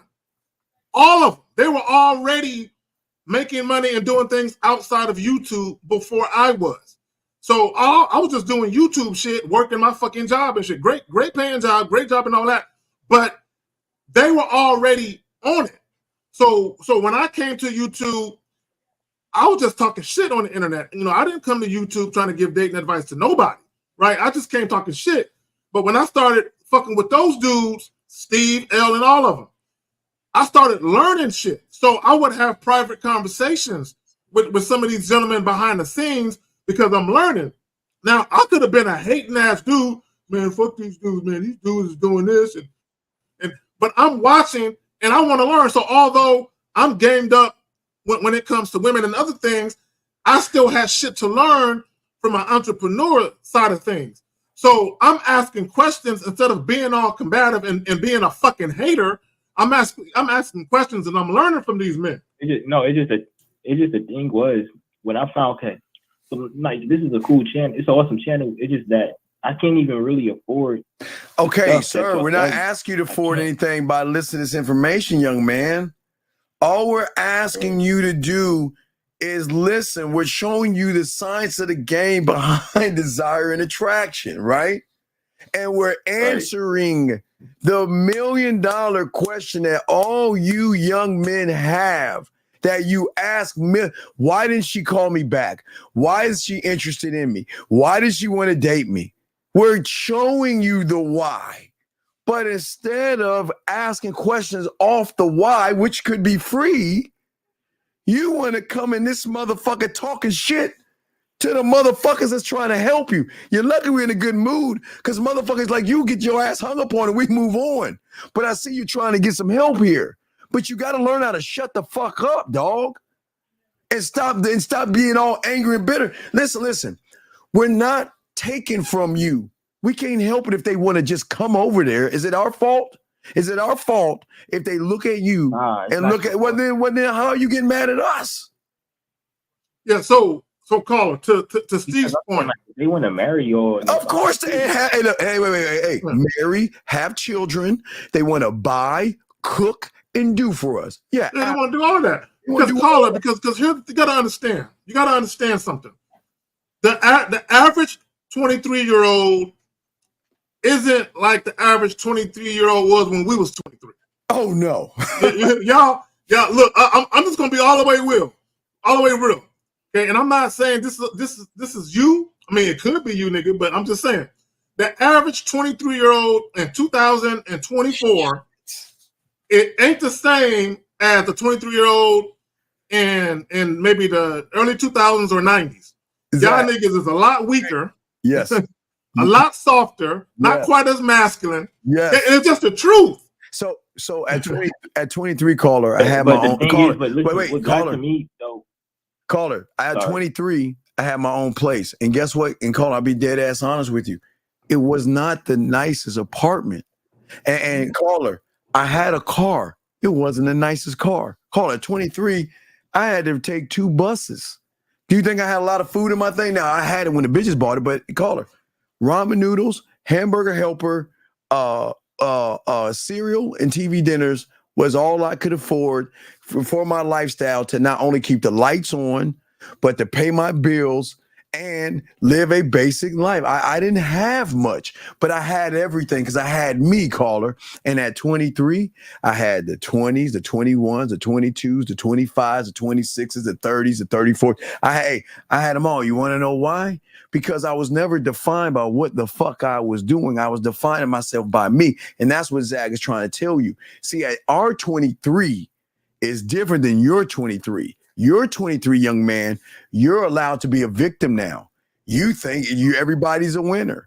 You're allowed to get around a bunch of losers and cry about women. We couldn't do that back in our day because we weren't connected on the internet to find people like that, and we wouldn't be looking for people anyway. But Zach, go ahead, man. Oh, let me tell you something. Now I moved out of my parents' house. I grew up with both my parents. I moved out their house when I was still in high school. I was 17 when I very first moved out. Now, the first 2 cribs I had, they weren't my apartments. I moved in with guys that already had their own shit. So I wasn't the only one in high school that was on their own, right? But the first time I got an apartment by myself, no cosigner, was right at the end of my senior year, right? So right at the very end of school, while school was ending, I got my own crib by myself, right? So at the time, I was working at Denny's. I was a cook, Steve. I was a cook with the little hat, with the little thing. I used to be the dude flipping the omelets and shit. I was doing that in high school, right? So I had my own shit. I had chicks in their 30s that wanted to fuck with me. You know what I'm saying? Because I was way more mature than an average guy my age because I had bills. You know what I'm saying? By myself as a teenager and shit. So, young man, real quick. So, I understand you listen to watch Speedy Links and shit like that. And I understand that you were probably offended by when we were laughing at all that silly shit he was doing. But you thought in your mind we were laughing at you and you took offense to that shit. That's what probably happened. But had you listened to why we were laughing at that dumbass motherfucker, you would have then got some game right there for free because he was tricking his money. See, y'all guys love these guys that go around and do all these silly things and joke around in stores and, you know, play little silly games. Y'all like all that shit, which is fine, young man. Nobody's saying you can like all that. But you can't look to these motherfuckers when it comes to dating and women because you can see by their track let me ask you record, this right quick. they don't know what the fuck they're doing. Yes. All right. So when they in those stores, right? So in these videos, right? When they in these like stores, so you say that's not real. You mean to tell me that when they in these stores approach these women, caller, their face is not blurred. Caller. And these chicks is like, and they be baddies too. Caller. I'm just saying, like they look good. Caller. See, you caught up on how these bitches look, bro. Mad Nation 3, okay? I was on a reality show called Mad Nation 3, okay? Listen to me, all right? And I don't think you understand the dynamics of the world. Do you know what express written consent is, sir? A non-disclosure, yeah. No, of what? It's an NDA, but it's an NDA saying that you're allowed to use my likeness. You have my permission. Because if you show my likeness on the camera without my permission, I can sue the fuck out of you. Do you not understand that, young man? So, okay, Carl, this is what you understand. Let me show you something. I'm going to show you how there's nothing new under the sun, okay? Let me educate you, okay? I think, what was it around? You were probably swimming in your, where were you at around 2006 or 2007? How old were you? I was like about 6 in 07. Okay, you was about 6 years old. Okay, so you were just like, okay, so you remember all this shit. Okay, so there's nothing new under the sun. Okay, so in 2007, they had these pickup artists that went on VH1, okay? And they were doing this before. So this is how they would get guys before 2007. Let's say maybe around 2000 when the seduction community was going on, before there was before the Matrix, they used the Matrix, before YouTube and all this other stuff. What they will do is they will hire, they find a guy that wants help. So I'm gonna spend maybe $1,000 to meet up with you, okay? Now listen to me, okay? $1,000. So what that guy would do is he'll take that $1,000 and he will hire 4 women, probably $200 each or $150 each, okay? And all he's hiring them to do is set them. Now you gotta understand how marks work, because there's suckers. They believe anything. So what he'll do is he'll place a woman in one corner, one in the other corner. So 4 corners, 4 women, right? So he'll walk the guy around and say, look, I'm going to show you this cool trick. It's a visible magic card trick. And all you got to do to walk up to these women and say, pick a card. And they'll pick a card and then you can flirt with them, right? So what do you think he's going to do? He's going to find the mark number 1, the woman he already paid for, go over to her and say, I got a visible card trick. And that woman's going to say, oh, that's so cute. And he'll be like, okay. So she smiled. Okay. All right. Well, let me find another one. Go to mark number 2, invisible card trick. He'll get a hug. So when you see that, you're adding up, oh shit, there's something in this. Woman number 3, she might give him a kiss on the cheek. And then woman number 4 might give a number and say, come back to my place later on. And you're already fucking gullible and done. Meaning that when these guys go to these stores and walk up on these women, do you understand that most of these motherfuckers are fake? Fake. It's not real. And here's the thing, Carter, you ready for the shocker? You ready for the shocker? Yeah. The shocker is, regardless if it's real or fake, here's the shocker. All they're doing is getting a fucking phone number. And Caller, in the game, getting a phone number has nothing to do with the game. Getting a woman's number, because number of fact, we don't get numbers, we give numbers, number 1, which shows how weak they are. But what you guys do is you say, wow, look at him. He got a phone number. Wow. And look at him. He got a phone number. And y'all get all excited over shit that has nothing to do with the game, young man. Does that not make any fucking sense? You getting excited because a motherfucker walks up to a woman that you find attractive that he probably hired and he got a fucking number. So fucking what? That has nothing to do with the game, sir. Gotcha. But yet you think it does. You love that shit. You eat that shit up all the time. And then you show your boys. And you know what they put underneath that? Watch my Riz game. Watch my handsome man game. And you gullible, naive, disillusioned motherfuckers say, wow, well, if he can do it, I can do it.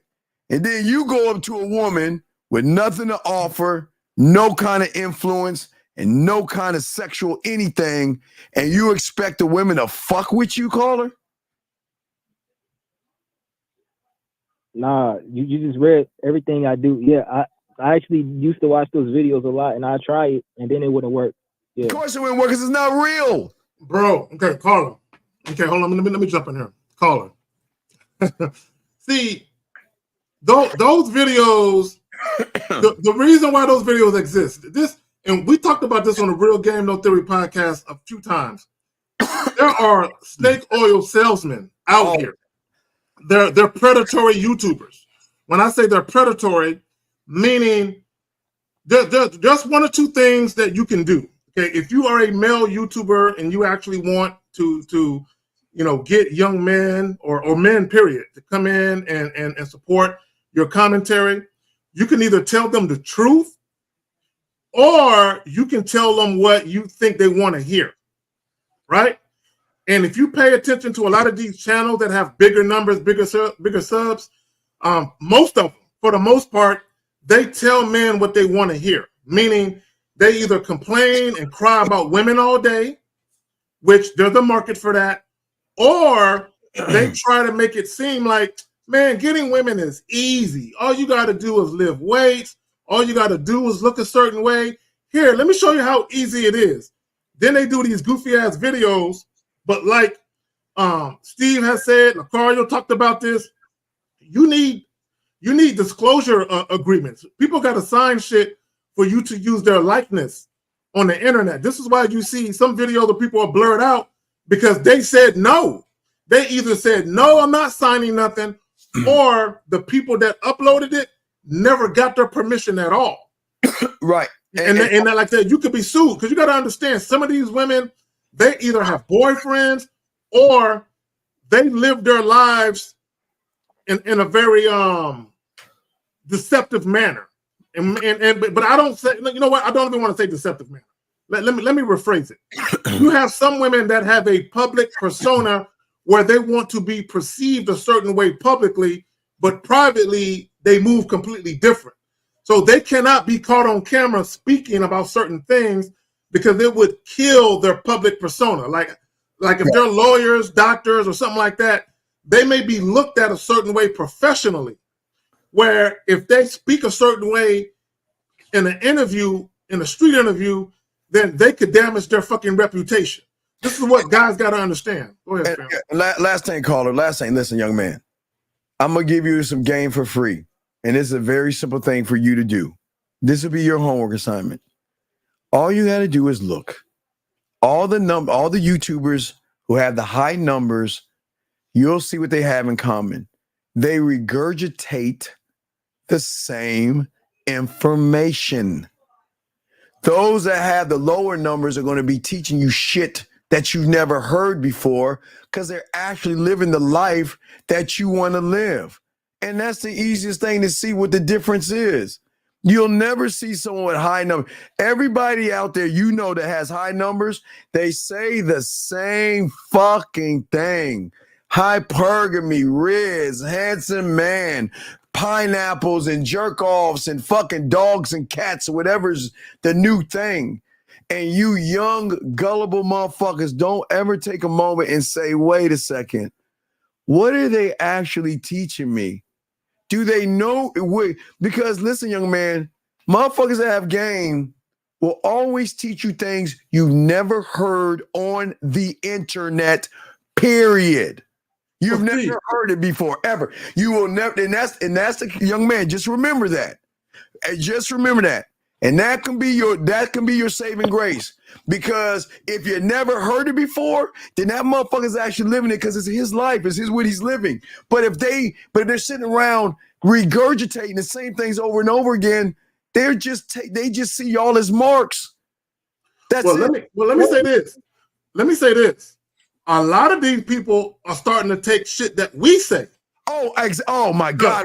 Structure, vetting, having a foundation of masculinity, masculine identity. All the shit that we say, people are starting to take that shit and talk about that shit. And those guys never talked about that shit before. Yeah, and they think we're stealing it from them. You see that, caller? I know, caller. Yeah. I know motherfuckers. I've been talking about land, sea, air, and space before YouTube. And guess what?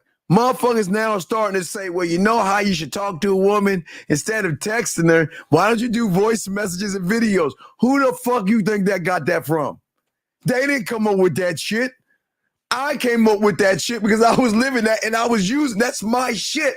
But Zag has his, and they will always take from the little guys, and then they'll use it. And then people look at us and say, oh, see, you stole that from this guy, and you stole that from that guy. Okay, young man? Got you. All right, so we'll throw you back in, young man. We gave you enough game. You got another question, just ask, okay, buddy? Yes, sir. All right, respect to you. Thank you. All right, 623. Oh, God, my mind, my memory. 623, what's your name, sir, and what's your question? Omar? Yes, Omar, what's your question, buddy? Can you break something down for me, Steve? I was watching one of your videos. Okay, Omar, yes, sir. I'll be happy to. We both will be happy to break down. What's your question, buddy? What's up? I appreciate it. So you said something where it's on a line of dresses, purses, and shoes take away the insecurity. Yes. Anything that takes away the insecurity, she will submit to. Yes. Be somebody that has the ability to take the insecurity away. Yes, because they have the thing that we just talked about, the 1 and the 2. They're selling something and they have influence. It goes back to the 1 and the 2. Did you see what I'm saying, caller? Okay. So watch this. That's why we tell you don't have to take her out on a date. And if you take her on a date, she'll be happy to go to Lake Spread Your Ass Cheeks. She won't care. Do you see what I'm saying?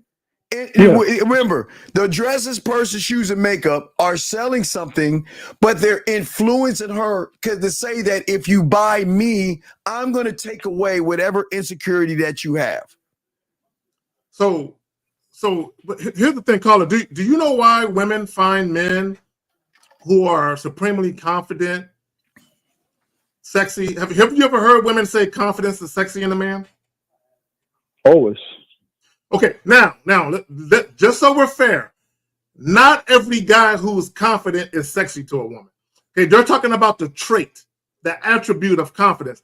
The reason why a man who is a self-assured man, very, very confident, right, loves himself, has a great deal of respect for himself, the reason why those men are attractive to women is because women, for the most part, they always have some insecurities about something.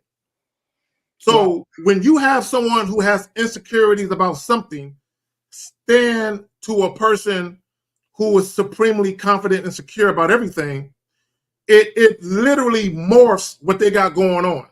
So now they don't have to worry about trying to appeal to someone else's insecurities. Okay, this is what I mean by that.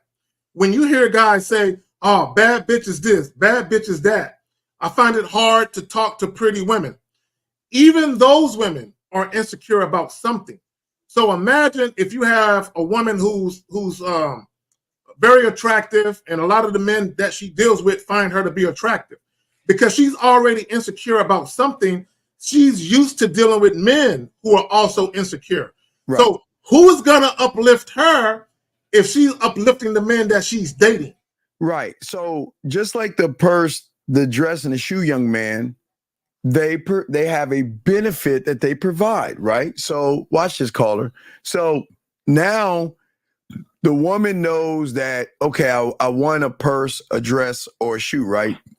Now it comes to the name brand of that thing that she's looking for, because the quality in the name in the brand connects. You see what I'm saying?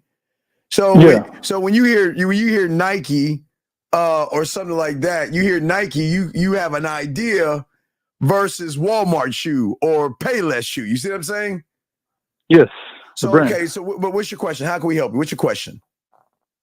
I guess my question is, so you answered the first part, like be secure yourself, and then they'll see you as someone comfortable too.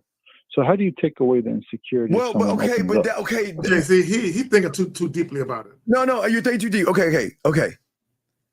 How can you have an insecurity if you know what to do? Okay, think about what I'm saying to you, young man. How will you ever have an insecurity if you already know what to do? You just got to push her to that point of what you know what to do, dog. And that means working on yourself. It's the one thing you guys don't do. And I'm not talking about just working on your, I always talk, and again, nobody talks about this this is my word. I always say rehearse. We don't practice, we rehearse. Now, Iverson screamed about practice, but I'm talking about rehearsing. See, practice to me, I've always learned, was just throwing shit up against the wall, hoping something sticks. Rehearsing means that I know it and I'm just trying to perfect it, meaning that I'm going to perfect the way I talk to women. I perfect the way I make women feel. I perfect the way that I make them smile and blush and laugh. I perfect the way that I influence them. You see what I'm saying? I perfected my way. That's what game teaches you. I don't make it. See, listen to me. I don't make it about the woman. I make it about me. And that's where y'all are messing up. You're too busy trying to sell the dick to the woman. Well, no, the thirst and want of pussy. You're not selling the dick. You're selling the thirst of, I want some pussy. Well, let me say this. Go ahead. Real quick. Let me jump in here. See, caller, because you asked the question, what was your question about the insecurity? Can you ask the question again? I want to make sure I got it right. Yeah. How do you, so if somebody, let's say a woman opens up about her insecurity, how do you solve that? Okay. See, here's the thing. It's kind of like when you were a baby, you didn't know how to walk and talk. You had to learn that, right? But now it's second nature to you. So you don't have to revisit, okay, I got to put one step in front of the other because I don't want to fall. Okay, I got to speak this way. You know how to do it. So when you talk about taking away a woman's insecurity or make her feel a certain way, it's not a matter of you consciously thinking about it. It's already in you to be how you are. So you just showing up and being present in a moment already alleviates that because of the type of man that you are. So it's not a matter of, oh, do I say this or do I act like this? Or no, it's just you already know who you are. And the reality of it is you're not going to be every woman's cup of tea. There are going to be some women who see the value in you and some women who don't. So the women who see the value in you, those are the women you deal with because you don't have to try to do anything. You're already that thing. Yeah, but the value caller is, again, you may ask about the shoes, the purse, the dress. They know what they are. They're saying, look, either you're going to buy me or fuck off. That's it. We don't give a fuck what you do. I mean, look, there are going to be a million women that are going to walk by me and move on. There are going to be a million women that's going to stop. But we don't give a fuck because we're going to sell because we sell ourselves. Just our name alone is going to sell us. So who gives a fuck? And that's what we're saying, young man. So you're looking at a woman that asked, okay, you said a woman did what? She asked you for validation or she said something to you? What did she say to you? Well, nothing happened. This is just the old video I was watching. So, sir, why don't we talk about something present, dog? Because we don't need to talk about something old because it's not benefiting you. So what is your question that we can help you on?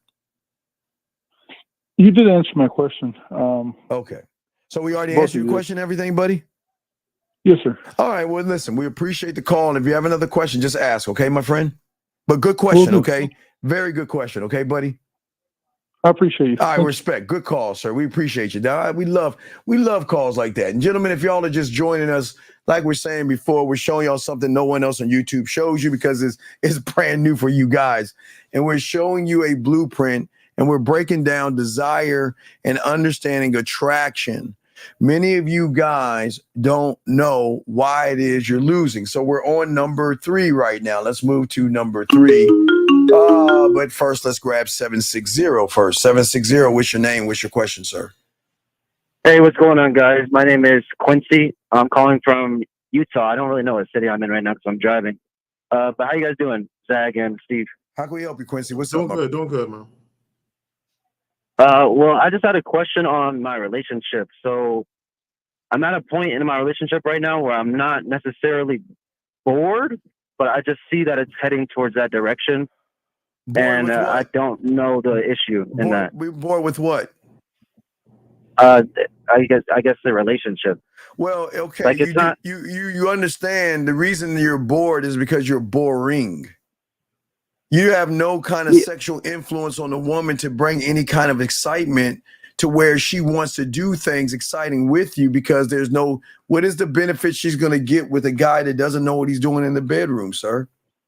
Yeah, I see that, Steve, and that's what I was getting at. But we've been together for like 8 years now, and it just seems like I'm just doing things on repeat. Okay, like sir. she enjoys what I say to her, and she enjoys what's going on. Okay, sir. But I just feel like I'm not ask you a simple all question. the way This there. is You how know. simple the game is. Carl, let me ask you a question.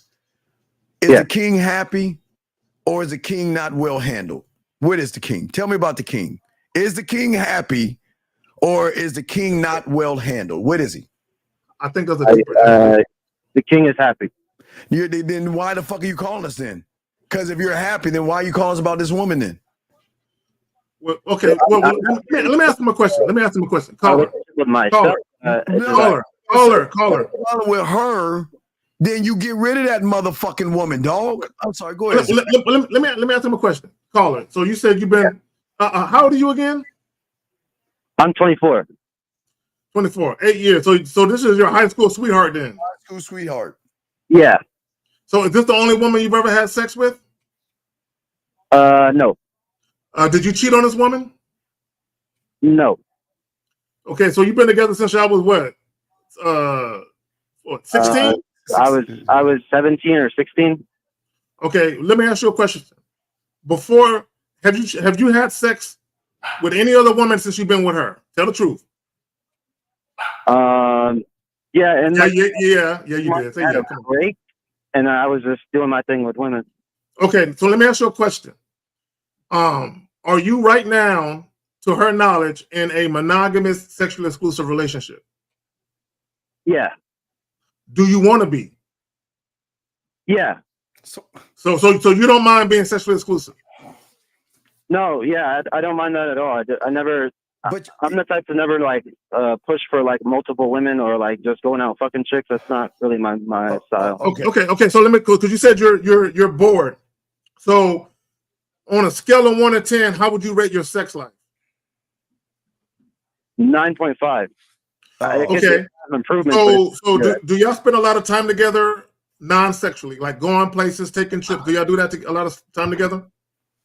No, because I'm a truck driving right now and I'm working a lot, so we don't spend as much time together as we probably should.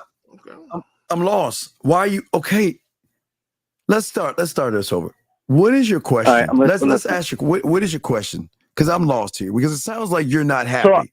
What's your question? No, I'm happy. It's just I see that the relationship is going on a decline on my behalf, so I don't want to end up being bored of this woman because she's not doing anything wrong. But sometimes, high school sweet. Okay, look. Let me tell you what y'all do wrong.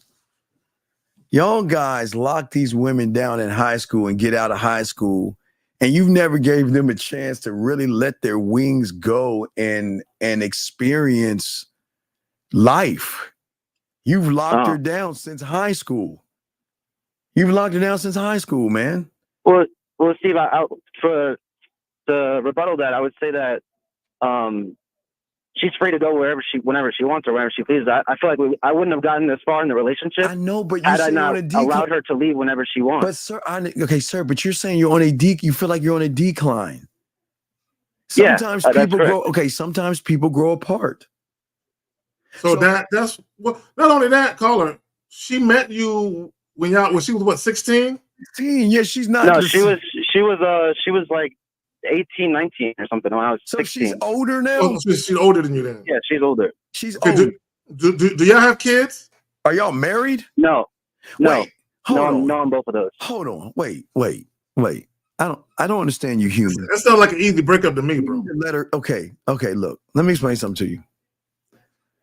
Why do you guys play house with women? Why not just be in a relationship and fuck all the women you want? Why are you guys living together? Caller? I guess he hung up. I guess he hung up. Yeah, it's crazy. It doesn't make any sense. Why do y'all play house? Let that woman go. You let her find her happiness. Let her find her guy, her person, I guess. It doesn't make any sense. Hopefully he calls back. Guys got a question. Wait, let me see if we Brandon Jones. He says, how the person sell themselves, they don't have any recent experience at any of the call. Also, how would you sell yourself without seeking validation? Okay, young man, B, the validation in selling is to yourself, sir. Everything that I'm showing you in the blueprint are questions that you have to ask for yourself, not seeking validation from a woman. Okay? And I know I was going to say something to this young man. You need to get Instagram and WhatsApp so you can communicate to women differently. Area code 470. What's your name, sir? What's your question? Oh. Yes, sir. What's your name and what's your question?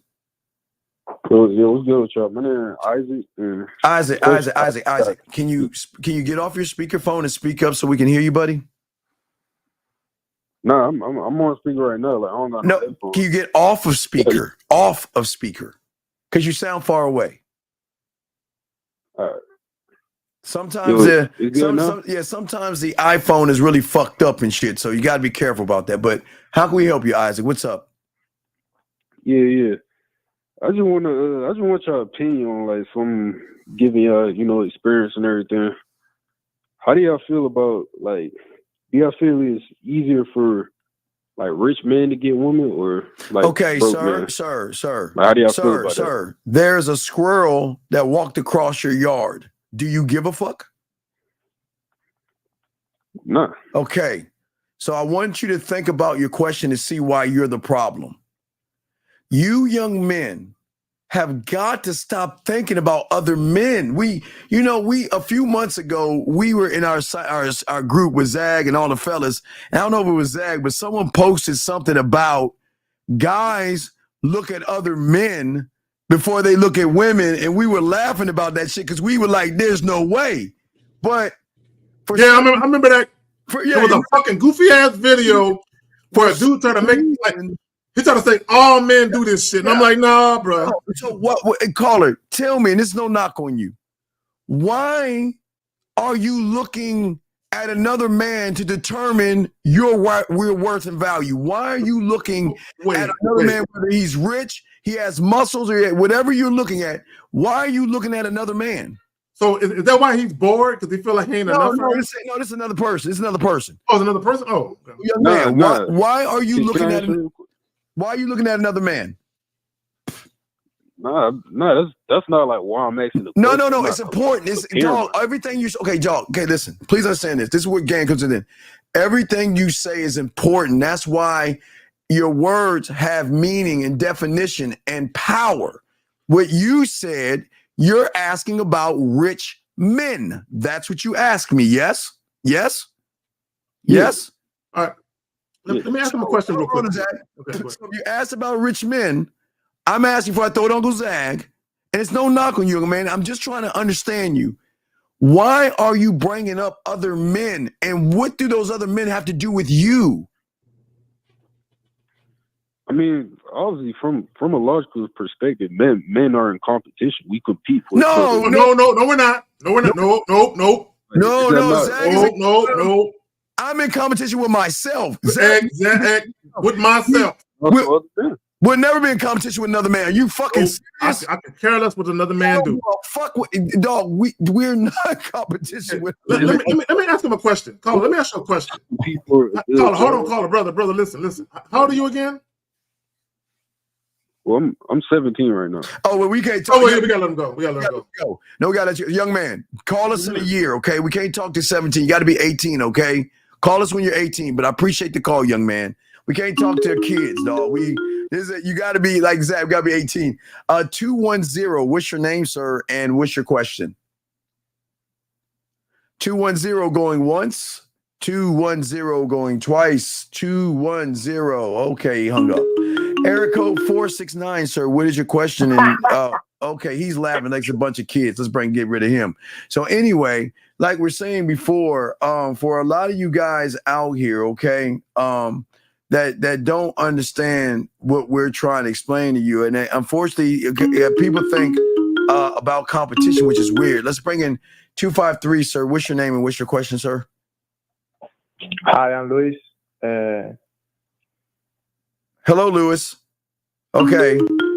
760. What's your name and what's your question, sir? Hey, this is Quincy. The call disconnected. I was driving through a tunnel, but I believe the last question you asked me was, "Are we living together?" Yes.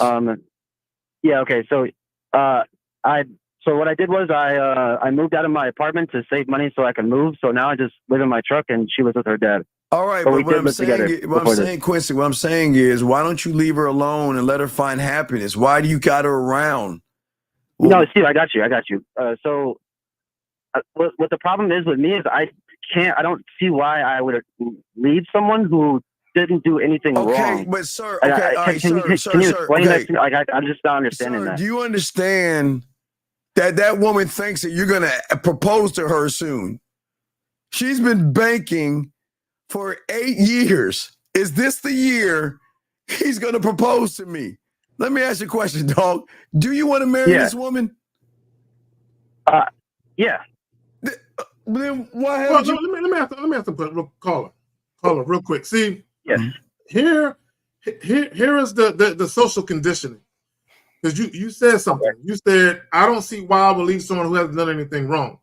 See, here is the problem with people. People always think that breakups and divorces should be all toxic and drama filled and negative and I hate you. I don't know why I even fuck with you type shit. No, there are people who have respectful, amicable parting of ways. And the reason why that happens is because you have one or both people who are mature enough to go to the other person and say, hey, this relationship isn't serving me. And usually what happens, caller, is one person outgrows the other person, meaning you mature more, you evolve faster. And this is why relationships are hard, because when you're in a relationship, you're going to grow and evolve individually already. But when your relationship doesn't keep pace with the person who's outgrowing the other person, you outgrow each other. So the things you both thought you wanted maybe 5 years ago, you now are on a different level. And I'm not saying you particular, I'm just throwing the words you. You think different. Okay, you have a different evolution in your mind. You want things differently. You have a different way of going about achieving it or whatever. And the person that you're with is no longer on the same level with you. So it's one of those, you still love them, you still care about them, but the reason why you're probably bored because you feel like I'm at a place in my life and this person hasn't met me here yet. So what we try and do is bring that person up with us, but sometimes they're not ready. All that means, caller, is this. You have a different journey to go on, and she can't come with you. That's all that means. And it's hard because she didn't do anything wrong, but you got to let her know, hey, babe, look, I love you. I care about you, but I feel like I'm at a point in my life where I'm on a different journey than you are. And I feel like the journey I'm meant to take, I can't take it with you. I'm meant to take it by myself.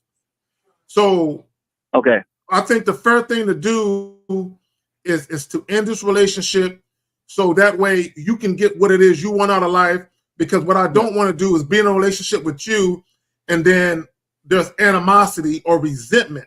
Because this is what could happen. Yeah. You say you don't want to cheat on her. I didn't want any towards animosity or any sort of like beef or anything. There's going to be animosity, Zag, because she's banking on she's 8 years in with you, dog. That's the problem. That's why I was calling in. That means that you're 20, what are you, 21? 24. And she's what, 30 now, 29, 30? No, she's 26. So she's ready to get dog. She thinks you're the guy that's going to propose. Steve, I know that's why it's a problem right now. No, it's like, a solution. I kind of it seems like I was promising her something that I can't fulfill now. Okay, caller. So when's the last time you guys talked about marriage? How long ago? I'd say about 3 months ago. And were you already? Like, when are you gonna marry me? When are you gonna marry me? And I was like, oh my God. Okay, hold on, caller. Hold on. Let me get him to talk to him because this is important. Because a lot of guys are gonna come upon this at some point. So were you already at the juncture where you knew you didn't want to marry her at that point? Yeah, I told her we're not getting married, and we're not getting married until I have what I want to be said. No. Okay, you're lying to yourself and you lied to her. I'm gonna tell you a quick story. Okay, then I'm gonna pass it back to Steve. Some years back, right? I had a girlfriend. We were together for about maybe 3-4 years, something like that. And she wanted to get married. And I had no problem being married. I just knew I didn't want to marry her. Like I knew for a fact I did not want to marry her. So the first time she brought up marriage, I kind of dodged it. You know what I'm saying? I kind of just went around it. The second time she brought it up, I'm like, I gotta address it now. So what most guys would do, because they either don't want to hurt the woman's feelings or they want access to pussy still, they'll give her the runaround. Oh, girl, just give her some time. I gotta make more money first. I gotta do this first because I'm not a lying ass motherfucker, and I don't believe in leading women on. Let me tell you what I told her. So the second time she brought it up, I'm like, I gotta address it. I can't duck it. So I told her, I said, look, obviously you want to be married. I don't. Now, I did not want to hurt her feelings because I could have just said, I do want to be married, just not to you. There was no need for me to do that. And so what I said was, I used a little bit of tact. So what I said was, clearly you're looking to be married. I'm not looking to be married. So if that's a problem for you, and if that's going to be a problem in our relationship, you're free to go find a man that wants to be your husband. There you have it. Okay? Okay. Yeah. All right, Carl, we'll throw you back in, but yeah, it's just something. Hey, I appreciate the game. I appreciate the game. Thank you guys. It's just something that you got to figure out. We're not telling you to get rid of her. What we're doing is just giving you enough weapons on the table to look at everything from all sides, dog. Okay? And I appreciate that, Steve. Thank you. Thank you guys. And listen, we appreciate the phone call, man. It was a very good call, sir. Really do appreciate it. Okay. If you have any other questions, I will call us, okay, buddy? Sounds good. Thank you guys. Stay safe out there, okay, man? Yes, sir. All right, respect. Okay, let's keep it going. So gentlemen, let's get to the next. Tyler has a question. He says, I grew an ex a while ago. She noticed it before me. For some reason, I blame myself. And we split. I've grown a lot since then. Why did it affect me so much back then? Because you weren't gamed up, dog. I mean, bro, I got stories for days for all of this. Yeah, we got. I got stories for and I don't want to tell another story. I just want to say this, guys. Whenever a relationship ends and it doesn't when it ends badly, and people call each other out each other's names and I hate you, fuck you, and all this. When it ends like that, it's easier to move past it. You know what I'm saying?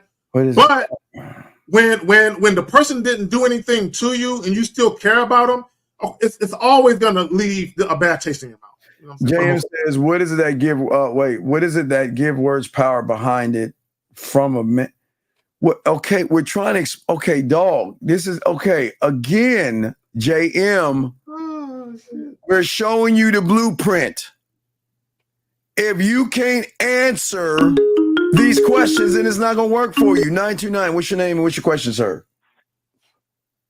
929. I want to know. What's your name, sir? Sir, what is your fuck? God damn it. I mean, wait a second. Can you not? Let's try this again.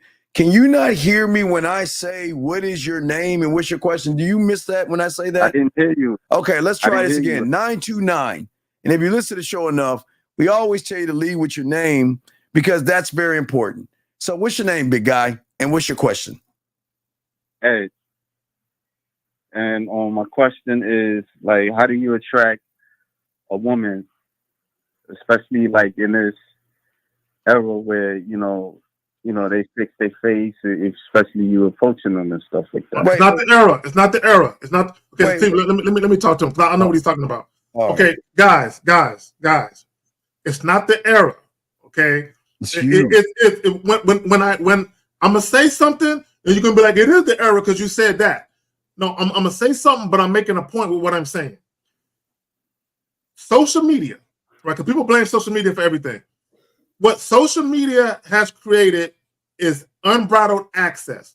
So if you lived in a small, before the advent of social media the way it is now, if you lived in a small town, whether you were a man or a woman, your options was relegated to that small town.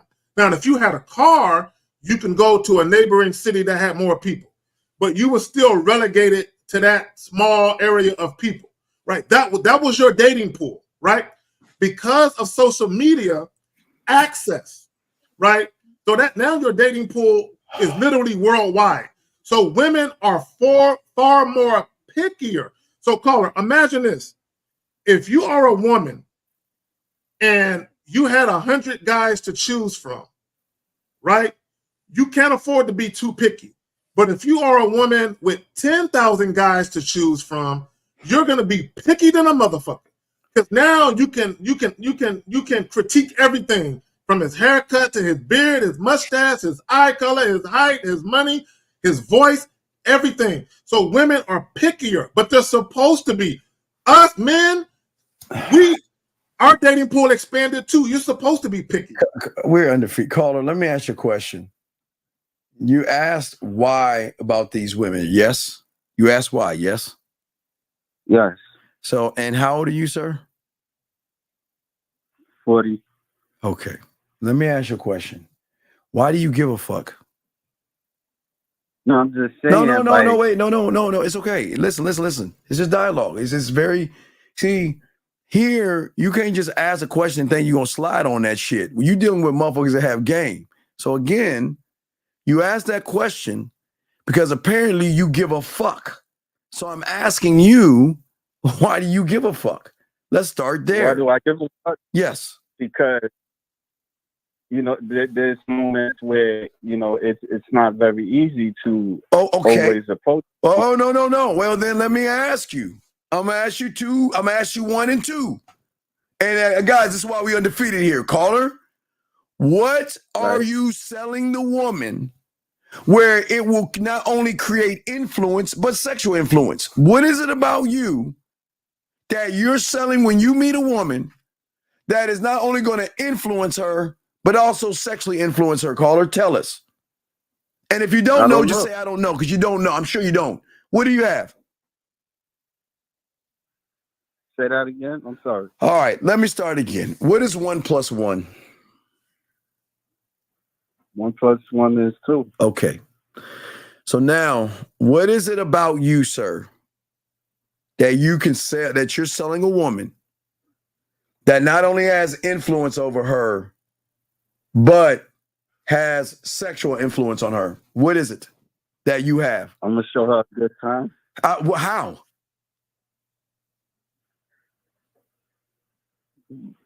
By pleasing her. Wait, sir. Okay, listen to me. Okay. I want you to see why game is so important and see why you're failing. You cannot answer the question. Do you think you're the only guy that can give a good time? And you know what a good time leads you? The same thing that led dumbass little sneaky leaks by spending all that money and not getting their piece of pussy. So I'm going to ask you again. What is it about you? And I hope you just fucking nut up and say nothing. What is it about you that you're selling to a woman that can not only influence her, but sexually influence her, sir? Nothing. Good. So now do you see why you're having problems with women? So, because listen, young man, if you have nothing to offer, why should she offer you anything? And I'm not talking about dinners. I'm not talking about drinks and paying her bills. We talking about on an emotional level that triggers a door called sexual emotion. We're talking about between her ears. What can you offer her between her fucking ears, not her legs, that says that you're the guy that I want to fuck with, sir? And you said nothing. But do you see why you're having the problems now? It's not the women. See, you think it's the women and all this other stuff, but we just put a mirror to you. And do you see, and it's no knock on you because now you're being honest, you have nothing to offer a woman. So why would someone buy into somebody who cannot offer them something different from every other guy? And the only thing y'all are offering is dick. All you're saying is, here's my dick. That's all you're offering. And that's the problem. Does that make any sense, Sir Zach? You got it, man. Well, let me say this. Okay, caller. Okay. Yeah. Regardless of what women say publicly, all women want to be cared about. You have some women that say, "Oh, I don't want a relationship," or "I don't want to be married," and there might be some truth to that when it comes to being married. All women want to be cared about. They want a dude that they are a combination of physically and sexually attracted to. They want that guy to like them, right? Now, I said all that to say this. Do you know what the number one way is to attract a woman? No. Do you know what the most natural way to attract a woman is? It's the same answer. Be myself? No. Sexual. The number one way and the most natural way to attract a woman to you is sexual. It's sexual attraction. It's the most natural way that any animal in the animal kingdom is to reproduce. The number one way and the most natural way to attract a woman to you is sexually. Now, that does not mean that's all that women want. Now, in some cases, a woman may be cool. You know, maybe she just horny and wants some dick. Cool, whatever, right? Or maybe she got out of a relationship and she doesn't want to be in a relationship, but she still wants a guy who can fuck her right every now and again, right? Now, here's the issue. This is the issue for most guys.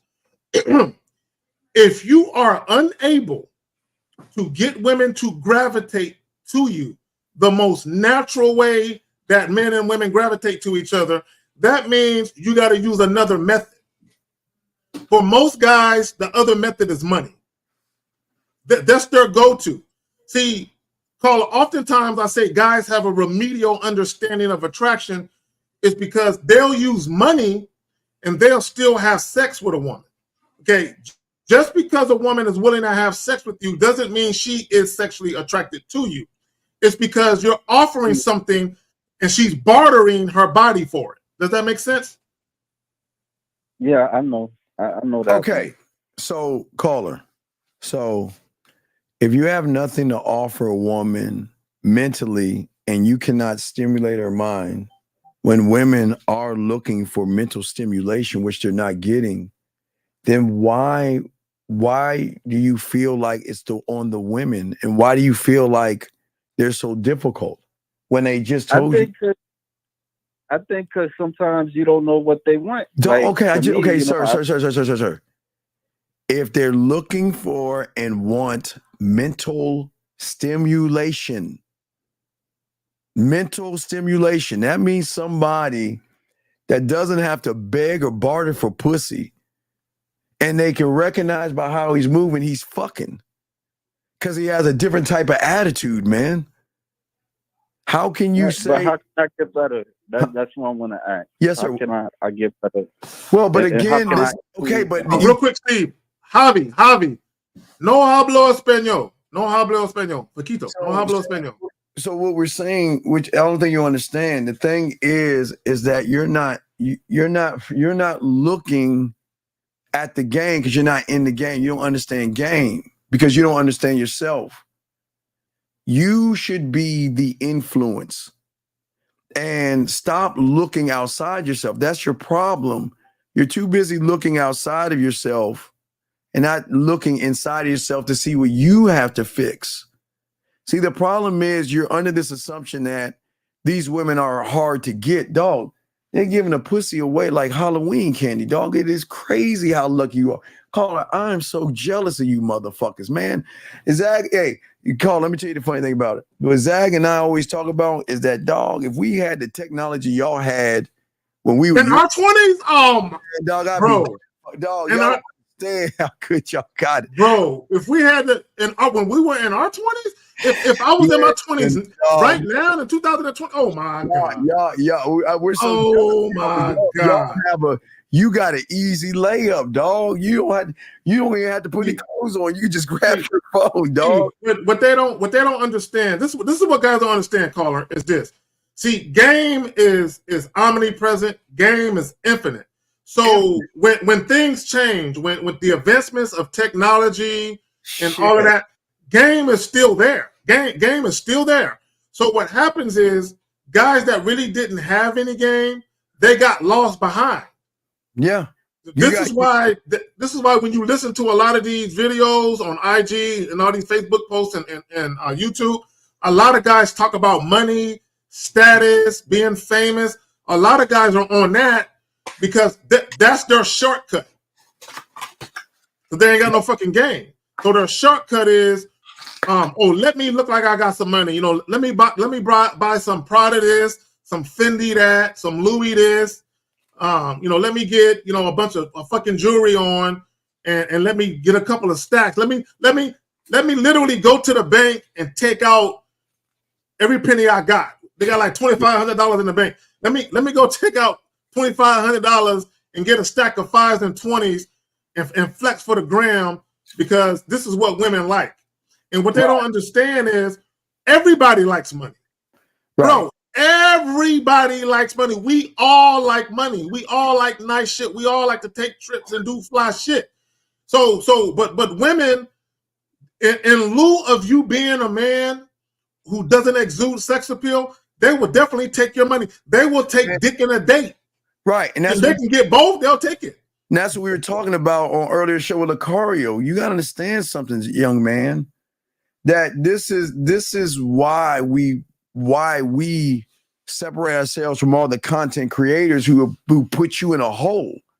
All those red pill motherfuckers I'm sure you listen to, you know, man, those manosphere, they fucked you over to a point where you don't even recognize the motherfucker in the mirror because all you're doing is looking at everybody else but the motherfucker in the mirror. Caller, does that make any sense?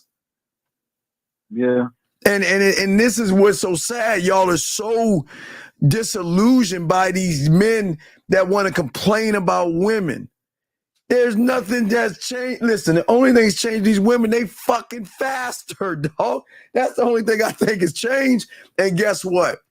Even without the internet, they can recognize weakness, softness, and sucker like that. It's never changed. Casual sex is like raindrops. Yeah, man, my God. Casual sex is literally, see, and a lot of guys say, speak for yourself. It ain't that easy. Because women are pickier. God, let me say this, and this is what guys don't understand. When it comes to engaging in sex, for women have a lot more to think about than men do. Okay, women have way more, because women got to think about, is he going to be judgmental? Is he going to be discreet? Mm-hmm. If him and I are in the throes of passion and I change my mind, will he stop? Women got to think about that too. Not only that, but they also got to think about, I gotta add another notch count. You know what I'm saying? I gotta add another body to my body count.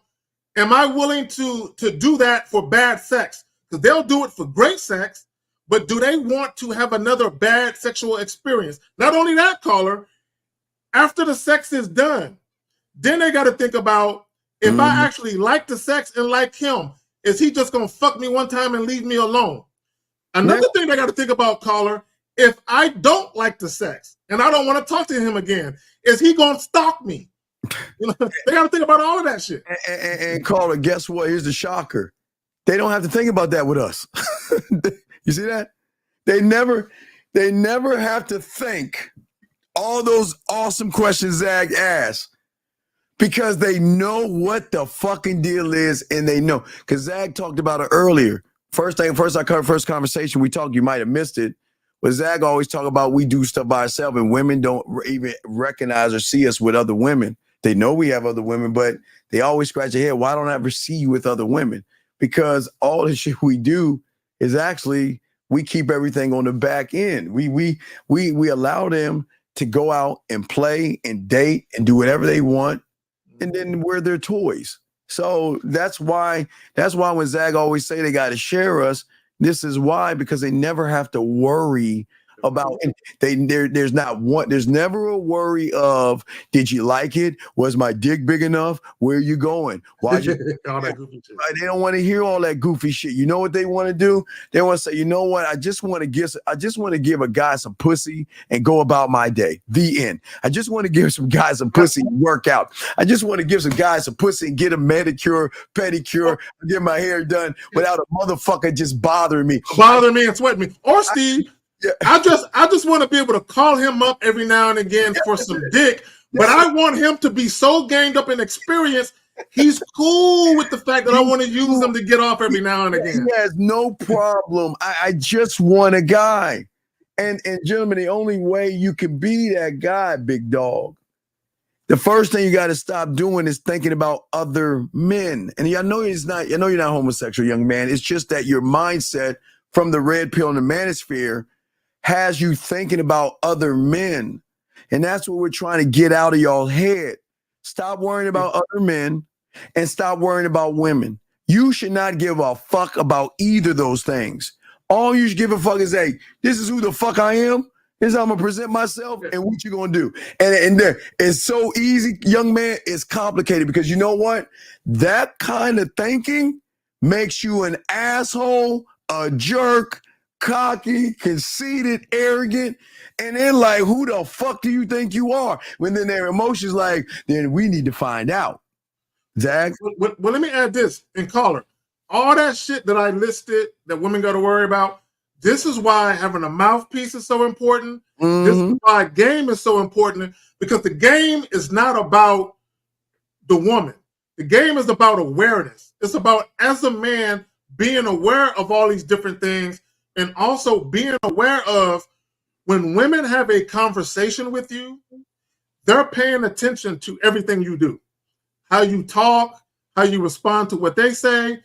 This is why your behaviors are so important, because all those things that I mentioned, how you talk, the things you talk about, and how you conduct yourself around women, that answers those questions. This is why a woman may be initially sexually attracted to you, and then you start talking, and then she says, you know what? Never mind. You know what? I was gonna invite him in. I was gonna go to his place, but I can tell that the experience I'm gonna have, I'm gonna live to regret. So let me not fuck him now. And that's usually what happens with guys, is they're dealing with women who are attracted to them authentically or genuinely, but they fuck it up by how they behave. Like they'll ask women shit about their ex-boyfriends. Why are you single? That's a red flag to women. So how many guys have you been with sexually? Another red flag. So Carlo, last thing we want to get with you, last thing we want to get at the point here is that the fourth thing, are you a need or a want? If you cannot create a need in a woman, you're never gonna get pussy the way you want it. But you have to create the need, caller. You can't force the need or try to put money on the need. The need has to come from her mind saying, like Zag said, you know what? The influence that he has over me is so great. I need to talk to him. I need to spend time with him. I don't give a fuck what we do. Look, he's going shopping. I need to be next to him. You know what? He's washing his car. I need to show up. You know what? He's going to the grocery store. I need to find a way to get over there. Do you see what I'm saying? What need is? See, I don't think y'all guys understand the game that we're trying to tell y'all, man. See, y'all making everything about what these fucking women want. See what I'm saying? All you're doing is she wants this and she wants that. We keep telling you we don't give a fuck what she wants. We don't give a flying fuck what they want, caller. You know what it is, Steve? Caller. Like Zach was saying with the crack and the coke. See, the crack and the cocaine sold itself. Crack and cocaine back in the day said, you know what? We don't have to beg you motherfuckers. Y'all gonna come to us. And that's like the game. We do not have to run behind these women. Caller, I promise you. I know that shit sounds like a fucking fairy tale, but when you get the game and you learn the mouthpiece, you know what to do in the bedroom, and you can mentally and emotionally stimulate you become a desire. You become a thing that is unattainable. And things that are unattainable, everybody wants what everybody can't get. Do you think a woman wants a guy that's just throwing the dick at her, caller? Think about that. Do you think she wants that guy? No. Why? Tell me why.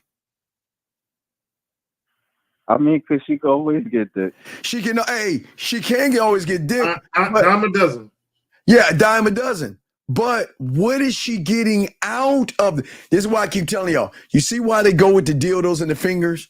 Because they know that dildo in her drawer, guaranteed, no fingers on her hand, can give her multitude of orgasms where guess what? Now, this is going to sound fucked up, but let's keep it a buck.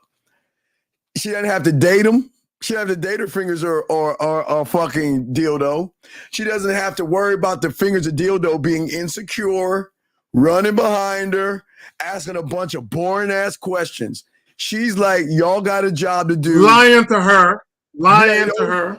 No manipulating, no tricking. It's basically this. Yep. You got a job to do, and they're like, let's go. And they do. So that's why they would even look to the dildo and the finger over spending time with an average guy, because they don't have time to justify what I'm doing, who I'm hanging out with. They don't have time to justify, wait, you don't like you what? I'm a slut now because I'm not wearing what you want and all this other stuff. They ain't got time. So you know who's not bothering them? There's 3 people that bothering them. Dildo, finger, man. Those 3, not even that order. That's in that realm right there. And that's why they utilize those 3 things over average guys. Well, you know what they're talking about. Zach, you got it. But let me say this, caller. See, for a lot of women, this is why we tell you guys, when you can stimulate a woman mentally, her body follows. All the time. What happens is women will chase the experience, not necessarily the man, but they want to experience the man. They're chasing the experience. The guys, they chase the woman because they are enamored or enthralled by the beauty of the woman, right? Whereas women, they're chasing the experience, the feeling. This is why a woman will have a conversation with a man. That man will give her number, and she's like, I can't wait to talk to him. Because that feeling that she got when she had that first conversation, she is chasing that feeling again. This is why I say back in the day when dudes was on the corner pitching cocaine and crack and all that, the drug sells itself. And this is why they say that crack was the most addictive drug, because people kept chasing that same high, right? So for some women, there are certain guys that have an addictive nature about them, right? Because of how they feel when they are in the physical presence of that man. It's not just the physical act of sex. It's also just how they feel when they listen to that man talk, when they are around that man. They love the way that they feel. Right. And the K, real quick, great writer. Listen, that's my point, dog. Why do y'all care what they want? Be the need. That's what I keep trying to tell y'all, man. That's what what's up, caller? How you become the need? Like by learning the game, dog. Hold on a second. Hey. Sharon, the poetry is on my poetry page if you love to listen to it, girl. No, what I'm saying to you is how you become the need, young man, is learning the game, dog. Right now, what you've been learning the wrong way because you believe the manosphere and the content creators bitching about women. but they never taught you how to think for yourself, become the addiction or the influence over a woman where she wants to fuck with you. Does that make sense? That's why we're here. You don't find it odd that we had never complained about women? You don't find that odd? I mean, you mean what? I don't really got. I don't know. I don't got nothing too much to say about it. All right. Well, listen. What I'm saying to you, big dog, at the end of the day, is that if you want to be a student of the game, you learn the game. If not, be like everybody else. It's your choice. But never talk about other men, dog. It just is not a good look on your end, especially the pairing yourself to a rich guy. What does it matter if he has money? That doesn't make him a man. Does that make any sense? Yeah, I get it. Okay, so we'll throw you back in, but if you have another question, let us know. We appreciate the dialogue, sir, okay? We really do, okay? All right. Thank you very much. Right. Thank you, sir. Thank you. Guys, lines are open. We're chopping it up. But guys, let's look at the next part. So we already talked about the 4: selling, influence, desire, and need over wants.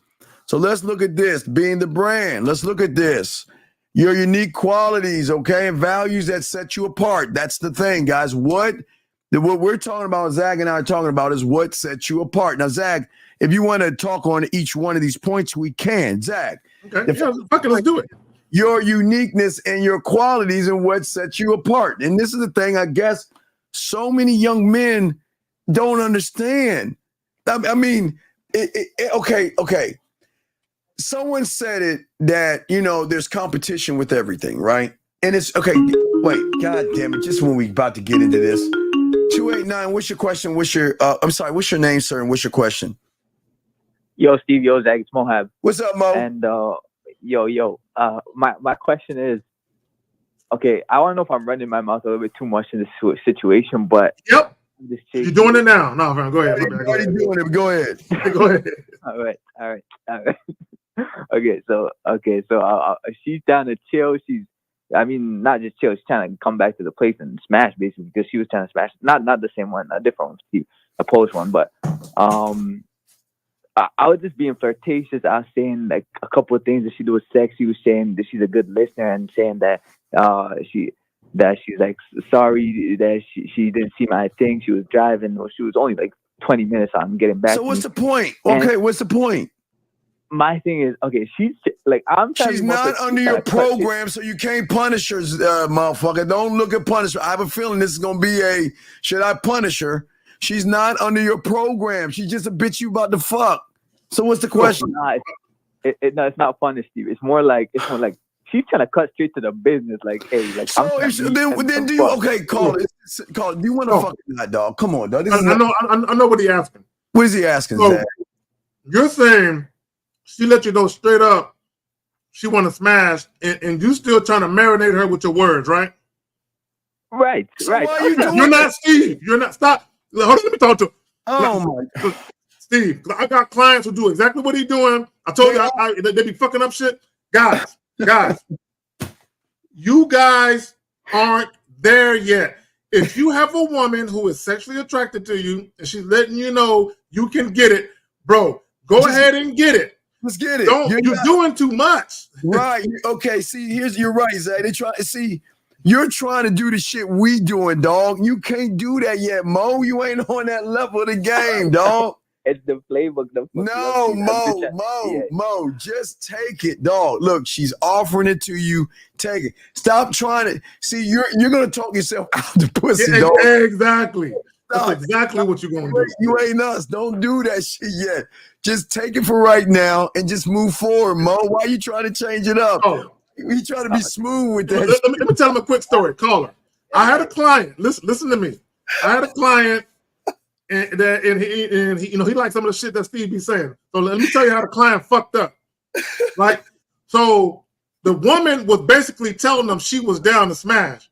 So instead of him just setting up a time and a date, he tried to get all suave with the words. And the moment he said something, he used a line that one of us used. As soon as he said that line, she was like, "Ooh, I like that. Tell me more."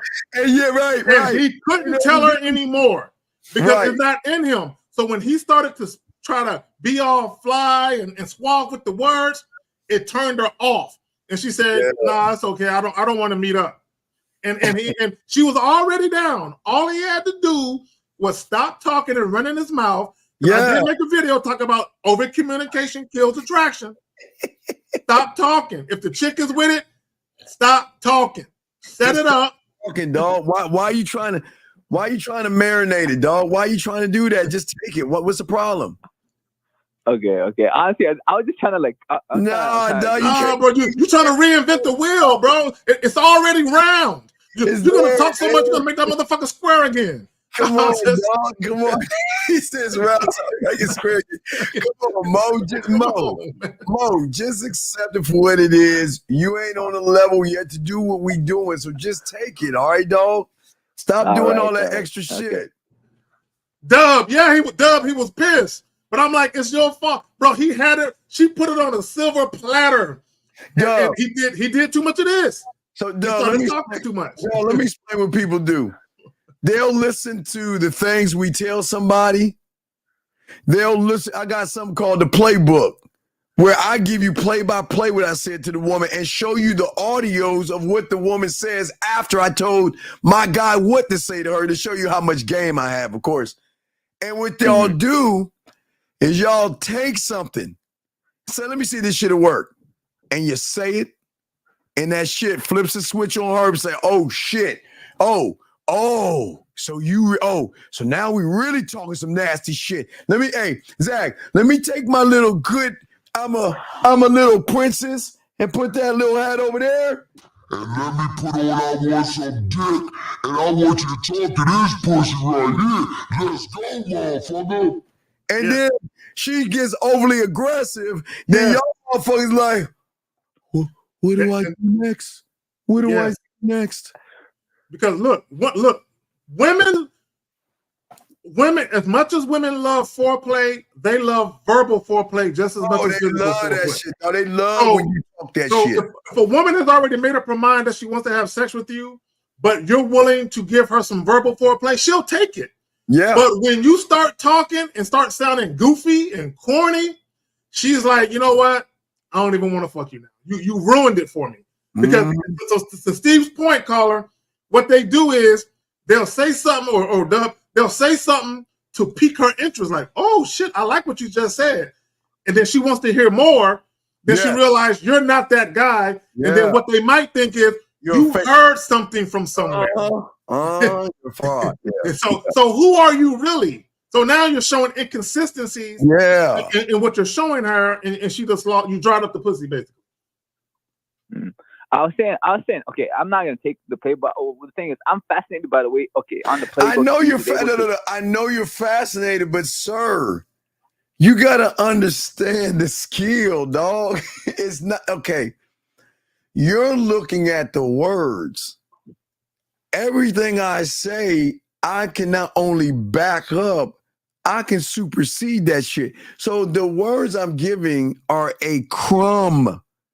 I don't give them it's just a little crumb. And that crumb carries more weight because the shit I say and things I do, they've never heard before, because this is what Zach and I are telling you, authenticity.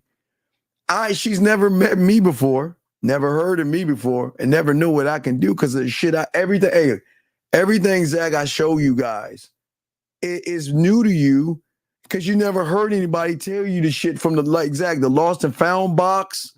All the color shower lights, Steve, tubes. A guy tried to do that. A guy tried to create a lost and found box. One of my clients. I gotta tell you this story. He tried to create a lost and found box, and the chick left the watch over his house, and he didn't know it was the chick's watch. Oh, I don't know. And I'm like, how you gonna create it when chick leaves shit at your crib? You don't even know that it's a chick leaving shit at your crib. That's what I'm saying, dog. So we saying to you, Jay, look, Mo, keep moving good. You're doing good, but take your victories, dog. Take your you don't have to pillage the whole village. Take the victory, okay? Just take the victory and be happy with the victory. Keep learning the game, and you'll get there. Okay, buddy? Yeah, if you're mainly motivated to have sex with women, go ahead, Zach. Yeah, if you're mainly motivated to deal with the women you deal with for the purposes of having casual sex, and a woman is down, bro, shut the fuck up. Go ahead and set up the date and time for the sexual rendezvous. Don't talk about nothing else. Don't try to be all suave and slick and all that and play it with your words, right? Just go ahead and say she's with it, set it up. Don't do no extra shit. Extra shit will cost you 9 times out of 10. All right, hold on. Wait, watch this. I won't say nothing, Zach. All my guys out there, we're going to show you, we're going to see what your skills are like. Here's a simple question. Is there a masturbation emoji? Gentlemen in the chat who want to do it, just put A for answer.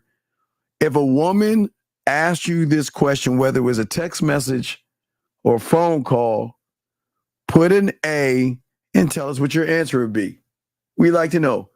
Put an A and tell us what your answer would be. Okay? I want to see because this is what we're trying to show you about influence, dog. Everything a woman will ask or everything a woman says, and ladies, and we're gonna start asking you ladies, just throw questions. Ladies, just hey, ladies, we're gonna add another letter, the letter G for you ladies out there. Put a G and just ask the question, and we will throw. No, Sharon, this is for men. Ladies, y'all just put a G, throw that out there. We'll throw that to the guys. Gentlemen, if a woman said this to you from a text message or a voice message, just put an A, guys. What would your answer be? And then we can tell them what our answer is, because I know what my answer is. We already got our answer. No, but we're showing you guys how game works. So if a woman said that to you, and if none of you don't say anything, now y'all will see why y'all fucking failing. Because if you don't have the answer right now to this question, that when the question hits your memory, it should already have the answer out. So witty. You got to be witty, quick on your feet. You got to be quick. So if you guys cannot answer this, there's no knock on you. You'll see why you're struggling with women. If you cannot answer this, okay? And let me say this, Steve, real quick, guys. This is why if you don't really have a mouthpiece like that, it's not a good idea to throw women one-liners, okay? And the reason why it's not a good idea is because if a woman is about that action or about that life, she might hit you with a curveball. She might say something that you weren't anticipating. Because the problem with a lot of guys that throw women one-liners, they are anticipating that a woman is going to act in a specified way. And if she doesn't, what you going to do? Yeah, let's grab this call while y'all send them on. We'll give you our answers in a second. 3-5, sir. What's your country and what's your question, sir? Your name. Sorry, I'm sorry. What name? He's a 3-5. I don't know what country that is. So 3-5, are you there? Hey, Steve, it's Brian. It's Ireland. How are you? Man, dude, what the fuck? Dude, we told you to call Zag. What the fuck you were? Don't you ever? You talk to Zag right now because I don't want to talk to you. I don't like you. You are a very motherfucker. You came on my show on the Cario, and then you want to talk to dear Zag. Go ask Zag your fucking question. Hurry the fuck up. What's going on, Brian? Okay. Hey, Zag, how are you? I'm doing fine, bro. Yeah, so I called in last week, but I'm calling in today. It's what you were talking about just there about not fucking it up or whatever. Is I kind of I tried to ask Lakari and Steve something earlier on, but I couldn't really articulate myself properly at the time. So that's why he's annoyed with me.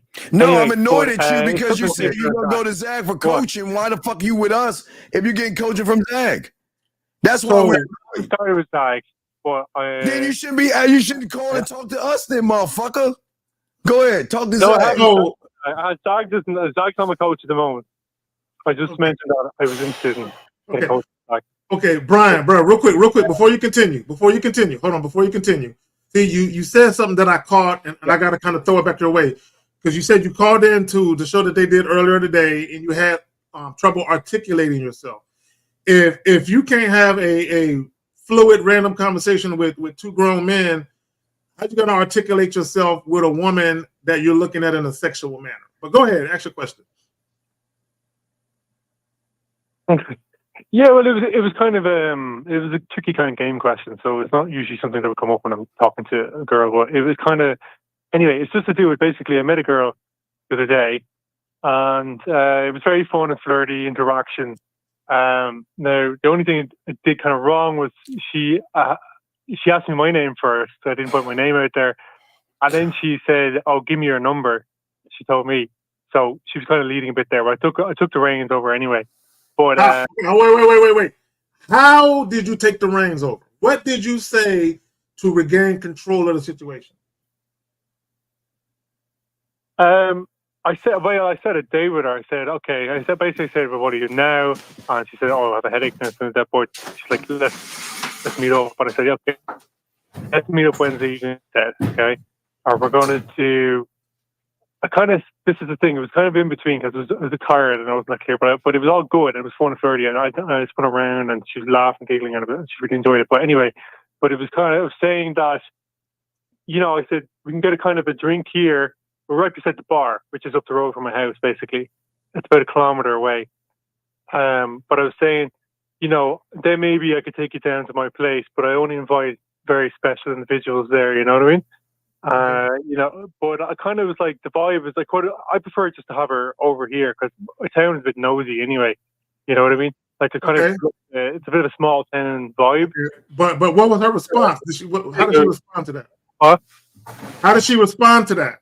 She was up for whatever I want. She was up for whatever I wanted to do. I didn't ask her over to the house, but she was up for the. Okay.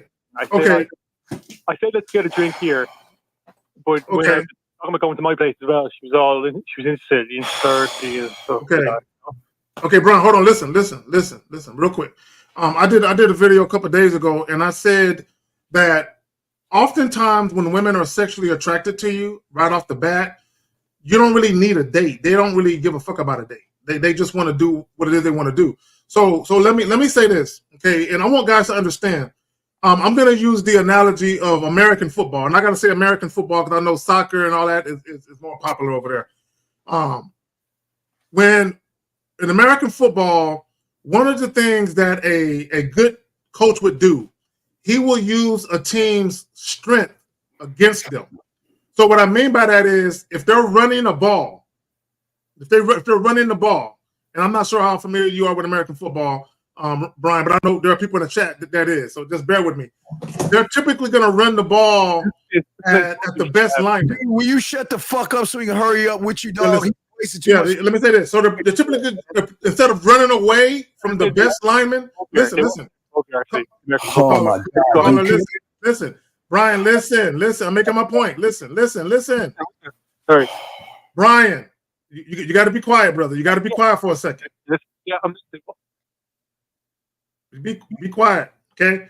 So instead of running away from the best offensive lineman, they're going to run to him. And the reason why they're going to run to him because they're going to use his aggression against him and to keep him off balance. So let me bring it back to the woman. If a woman is coming at you in a very aggressive way, like she wants to get at you, use her aggression against her. So what I mean by that is she came to you and she basically said, what's your name? What's your number? So she's letting you know, I want to get with you. So if you know right off the bat, all you want is just sex, you could have been like, hey, this is what we're going to do. What is this? What is his question, Zag? Well, his question is, so he's dealing with this young lady. He really wants to fuck her, but he offered a drink. And then he said, maybe we can go back to my crib later. But all he really wants to do is take her back to the crib. Okay, but then it goes back to the question. He has no sexual influence. You can't fuck with. Well, no, the woman is interested. He's just doing too much. Well, then what's the problem? Did he get the pussy? No, she said he's down. He said she's down. Then what's the fuck? Then what is the question then if she's down? Well, I offered a drink at a pub, so am I being inconsistent if I just asked her straight to the house? You're always inconsistent, motherfuckers. You ain't gamed up. Then look, the bitch is gonna give you some pussy, so you good, dog, right? So she gonna fuck you. So what's the problem? Okay, Brian, do this. Invite her to your crib for drinks. So whatever y'all Guinness stout or whatever it is y'all drink over there, ale or whatever it is, or any Irish whiskey that on the counter, that McGregor O'Connor, whatever its fucking name is, 12. What is it? 12 Prosper 12 or whatever the fuck y'all drink. You know what I'm saying? Just offer her. Just tell her to come to your crib and tell her, hey, you can get 2 for the price of 1. Dick and a drink. You know what I'm saying? Just invite her to your crib, man. Thank you for the call, brother. We'll throw you back in, man. Thanks for the call, brother. Thank you. All right, thank you. Okay, no problem. Man, fuck. All right, so I like 2 that said. I like 2 spots. I like Scary Perry, what he said. Okay, I like that because, gentlemen, this is what I love what Scary and Alon said. These are the 2. So the thing is that y'all got to read between the lines versus gentlemen. Yeah. I don't give a fuck about the masturbation emoji. I'm going to create the masturbation and become the emoji. Mm-hmm. So that's y'all 2. I'll give y'all the A's. Y'all answered it and all this. I think that was awesome what they did. But this is what we're talking about. This is the kind of influence you've got to have. You have to be able to take what a woman is saying to you and not just give her a basic answer. What is a masturbation mat? I don't know. I'll look one up. Oh, here's what is it? A grapefruit? Is it a grape? No, it's what is that pink thing? Eggplant. Yeah, they'll probably send her an eggplant with like the little wet squirty little thing. With the wet like that. Or fucking a hand next to it or something. Yeah. That's not what we're saying, guys. Guys that really are good in bed, they're gonna take the information and they're gonna up the ante by saying, "Fuck the emoji, I'll be the emoji." So every time you want to play with your pussy, the emoji of me will be imprinted between your ears and not on some fucking website or some chat that you're having with her, Zag. Well, it's the ability to turn anything into sex or to turn anything sexual. Guys. In a non-sexual way. In a non-sexual way. Because even with the masturbation thing, you could have been like, yeah, I got the perfect emoji for you. Just wait a minute. And then you can send like a video of yourself telling her what to do. You know what I'm saying? And they're like, here's an interactive emoji. I call it the carry emoji.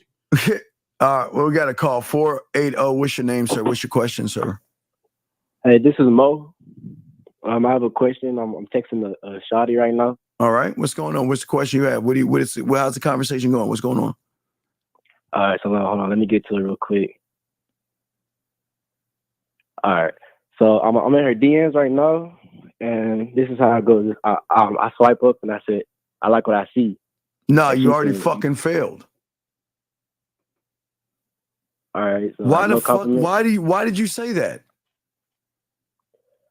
Do you know you're the 100,500,000? Do you understand? Do you think you're the only man that's saying that goofy ass pickup line? Nah, definitely not. So then why would you say some silly, what did I tell you is the greatest pickup line in the world? My name is God damn it, then why didn't you use it, young man?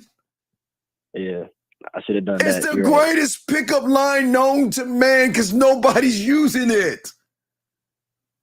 Nobody's using it like that. I was thinking too much. No, you're not thinking at all, young man. This is simple. So come on. Okay, let's get to the brass tacks.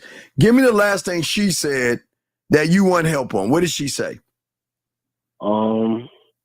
Well, I was really trying to figure out how to end the conversation. Okay, listen, let's try this before I hang this fucking phone up. What is the last thing she said, sir, so we can help you? What did she say? She said she's out the country. That was the last thing she said. So what do you want with a woman that's out the country? What do you want? Well, I'm just trying to practice my texting game. By saying what? What's the move? Where do you want to take it? I didn't have a destination. Okay, sir. Okay, y'all gotta. Okay, listen, young man. How old are you, young man? 18. Okay, it's okay. I'm not mad at you. It's okay, young man. Listen. I'm a little upset, but I mean, this is I've known this since fucking 13 or 14. I just don't understand y'all. Everything that I say, I'm gonna say Zag, Miles, Lucario, Fifth, Dre, all the fellas. Everything that we know is that before we even open our fucking mouth caller, we already know where we want to take her, why we want to take her there, and how we're going to get her there. Okay? Yeah. So we know that we're not going to waste our fucking time chit-chatting with a bunch of women, talking about a bunch of nothing for no fucking reason at all. Now, if I were you and I was talking to a woman that's foreign, which I've had, right? Yeah. My end game would be, look, I can't touch you, Zag, but I can touch you. I can't listen. I'm hanging, but I can't stretch that far. So that I can't touch you, but I can touch you. So you know what? Let's just keep it up. Let's have this understanding. Keep it a buck. We're never going to be in a relationship. I'm never going to fly out there unless you buy me a ticket. And the only way you coming out here is you buy your own ticket. But outside of that, we're never going to be in a relationship. Yep. But this is what I can offer you. I can offer you a contract I'm sure you can't refuse. You go out there, have your fun, enjoy yourself, enjoy your life, and do everything you want to do. And let me be your secret fucking fantasy. Because you have it, I don't know you, don't know what we do is going to be what we do. And whenever you want to play with yourself, touch yourself, or you want to feel sexy, just make that fucking call. And I know exactly what to say, what to do, and how to do it, and I got you. So that's all I can offer you. I can offer you my sexual services. Because honestly, and I'm keeping it, you see what I'm saying? We'll never be in a relationship. But I must warn you, if you go down this pathway, and they'll laugh at you, it's kind of like a Noah's Ark moment right here for all you Bible aficionados. You're going to fall in love with me. You're going to get hooked on me. And from every orgasm you have that I give you, you're going to become that much closer attached to me. And you got to realize that you can't have me. So I'm letting you know now. You know what they're going to do, Colin? They're going to laugh at you. Ha, ha, ha, ha. Ah, you don't know me. Oh, I control myself. There's no way. But as long as I'm putting it out there and letting you know that I'm just sexual fun. I am your sexual secret. That's all I am. You know. Go ahead, Zach. What's up? No, guys, you can tell women the truth. I don't know if y'all know that. You can tell women straight up, look, I'm gonna keep it all the way funky with you. I'm not gonna be your next boyfriend. What I will be is your next lover. I can assure you of two things. We're gonna have pleasurable, memorable experiences that you'll never forget. Now, wait, Zach, hold on. Zach, I have to put an asterisk. Please understand, if you cannot fuck and you ain't got a mouthpiece and you can't make her play with a pussy with your words, please don't say that shit. Yeah. You'll get blocked. You gotta make sure that you are laced up in this game to be able to say that, because only the ones that are good in bed can say this kind of shit. Because if you say this shit, you know what the woman gonna say? Like the ones that fuck up Zach, that use our stuff, back it up. Mm-hmm. You talking all this good game, back it up. Like, you know what they're gonna say, Steve? You cute, but you ain't that cute. Right. They're gonna say some shit like that. You cute, but you ain't that cute. That I'm saying. So you let her know this is what I am, this is what I want to be, and then they'll reach out to you, young man. You see what I'm saying? Yeah. But okay. I'm saying you could be her secret, but you have to have the game enough to show her that I can be your sexual secret. I can be that guy that is going to turn you on and turn you out You just have to accept the terms and realize that you just have to accept the terms and shit. You see what I'm saying? Yeah. So let me show you. Let me give you an example. All right, let me see if I can show y'all this example. Show you long-term, long distance. All right, see? I love to watch you from a distance. On break at work, I was thinking warmly, thinking deeply, thinking something about that smile when I saw your video, your face, your podcast with your friends. Hey, and this is I think she's from Poland or some shit like that. But what I'm saying to you, caller, is that when you had a game, you can rent out your services, dog. You can say, look, we're never gonna be. We can make something happen, but you just gotta you can't, guys. One of the things you gotta do is you can't give women false hope. Yeah, man. Now when you deal with enough women, you're gonna tell them what it is. And Steve, women are hard headed. Women are very stubborn, Steve.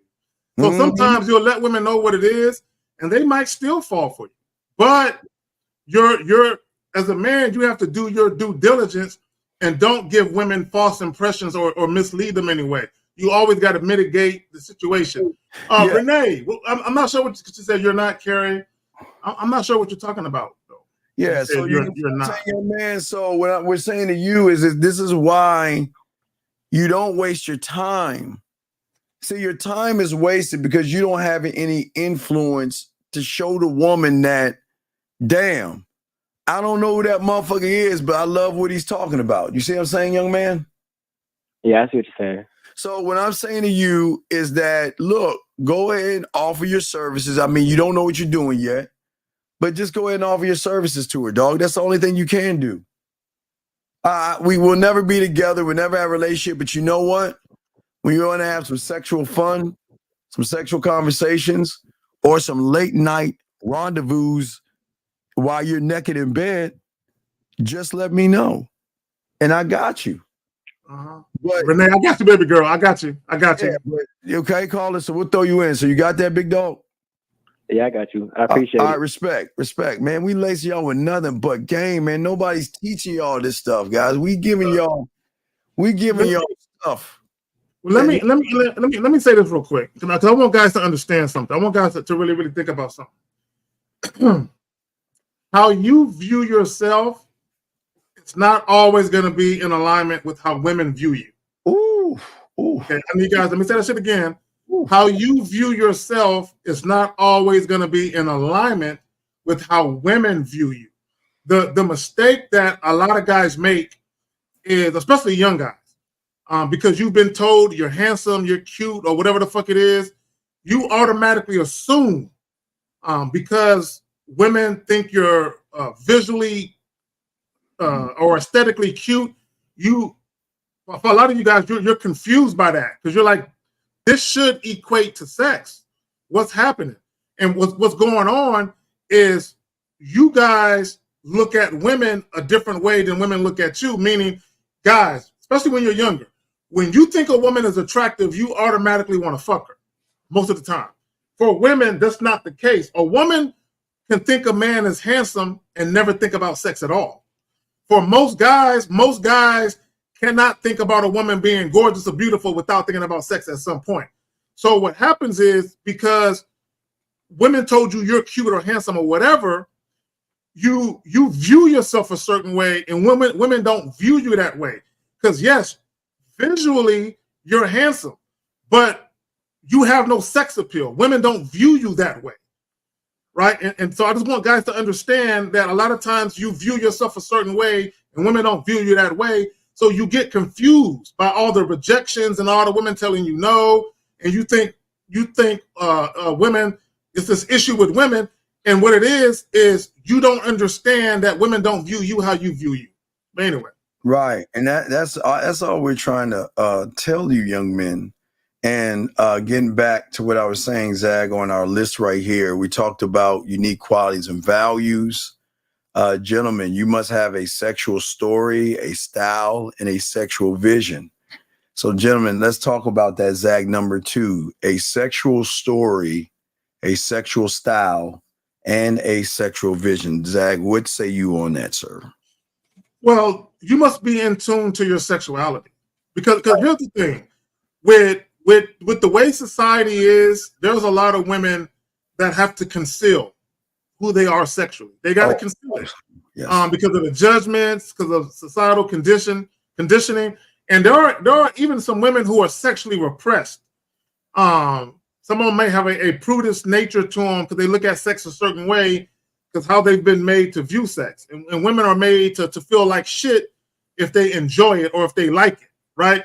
So you yourself as a man have to be completely in tune to not only your identity as a man, but your sexual identity as far as your sexuality and the fact that you enjoy sex, that you don't mind showcasing your sexuality when it comes to the women that you interact with.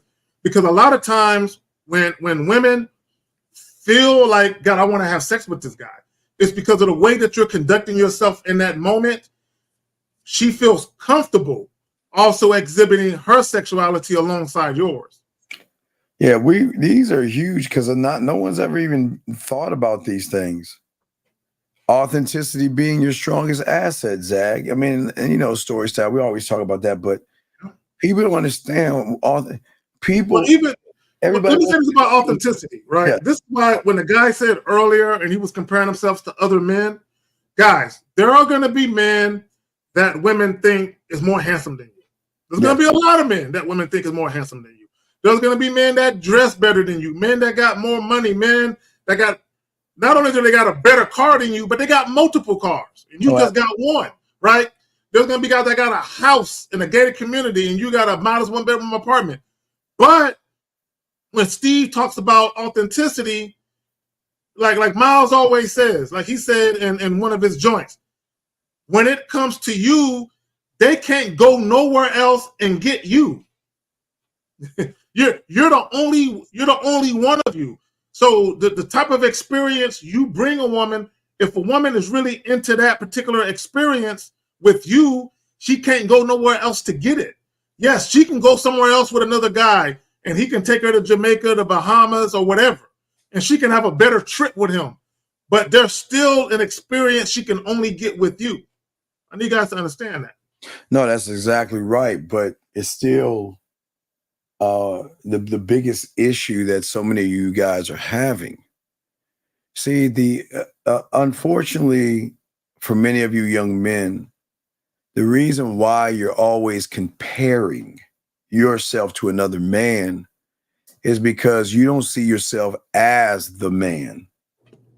There is no motherfucker that has game that will never put himself up against anybody except the man in the mirror. And if you guys out here continue to keep looking at other men to define who you are, then you are not authentic whatsoever to a woman. We have a question right here. So, Steve, it's about first becoming the need within myself first, and then I get that need in myself through having a, well, Jay, how do, okay, I don't, okay. It's weird how he worded that shit. I don't understand. Okay. All right, sir.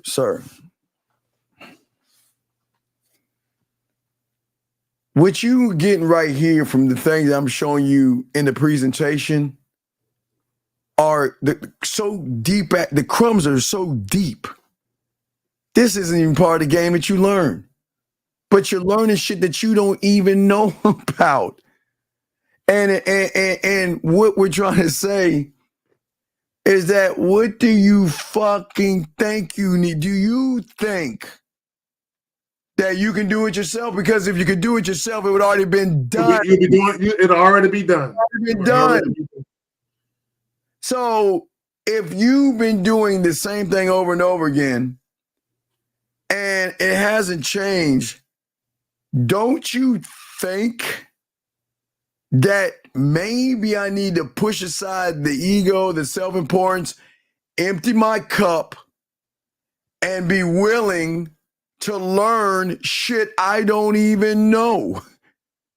Because what I've just showed you guys, y'all don't know nothing about this shit because I'm giving you a glance at some shit. Y'all don't know about any of this shit right here. Steve, let me say. I want to say this real quick. I'm gonna pass it right back to you. You got it, brother. I don't know if you remember, and I'm gonna tell you guys why I'm mentioning this once I remind Steve. A couple months back on the Real Game No Theory joint, I don't know if you remember, but I asked all of you guys individually. I said, Steve, are you the flyest motherfucker on this podcast with the most game? You said, yep. I asked 50, are you the flyest motherfucker on this podcast with the most game? He said, yep. I asked every guy, were they the flyest motherfucker with the most game? And all of them said, I am. And the point I want to make with that is, although we all respect each other immensely as men, we respect each other. At the end of the day, we think we that dude. I'm that dude. You're so. And if you was, real quick, and if you didn't think that way, we wouldn't be fucking with you. Exactly. So it don't matter who got the biggest following, who got this going on, who got whatever going on. We think we that dude. We can be by ourselves or in a group full of men. We still think we that motherfucker. Period. It's okay, gentlemen. To help you out, well, my sci-fi aficionados out there, that I'm a geek. So all my geeks out there, y'all will understand what I'm talking about. It's just like Game of Thrones, right? Every kingdom has its own king who rules his land. So Game of Thrones, there's 7 kingdoms, and every kingdom has its own king, meaning he's the ruler of his said area. It's the same thing. The only difference is that Zach comes off of his mountain of ass and titties, and I come off of my mountain of ass and titties.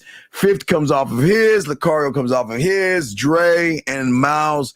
We all come off our own mountains of ass and titties, and we sit at this table and we give y'all guys game. And then once it's all said and done, we go back. We go back. Break the fuck off. We go back. See, sometimes we have private conversations at our own place of mountain and titty that we talking about what the fuck we doing with our day. Hey, man, Hey, Steve, what's going on with you? Hey, man, I've been chilling. I've been going on. And then when we talk to each other behind the scenes, we talking how we walk it, and we walk it how we talk it. But go ahead, Phil. So let me show you. He doesn't understand. So let me help you, young man. Hold on. Let me see if I can show you this shit, because I don't think you understand the point I'm trying to make. So let me see if I can lace you with this motherfucking game here. Hold on a second. Let me see if I can lace you with this shit. Let me see if I can. Hold on. Wait. Hey, Levita. Hold on. I didn't do it yet. Hey, gentlemen. Thank you, Levita. Hey, girl. Appreciate you, Levita. Guys, let's take a moment. I'm sorry I missed it. All you women, it was 11:11. Go ahead and make your dick wish. Go ahead, take your time, ladies. When Levita, thank you. Hey, Levita, I appreciate you. Hey, Levita, next time, give me a heads up because I wasn't paying attention. So, all you ladies, Levita just put it out there. It's 11:11.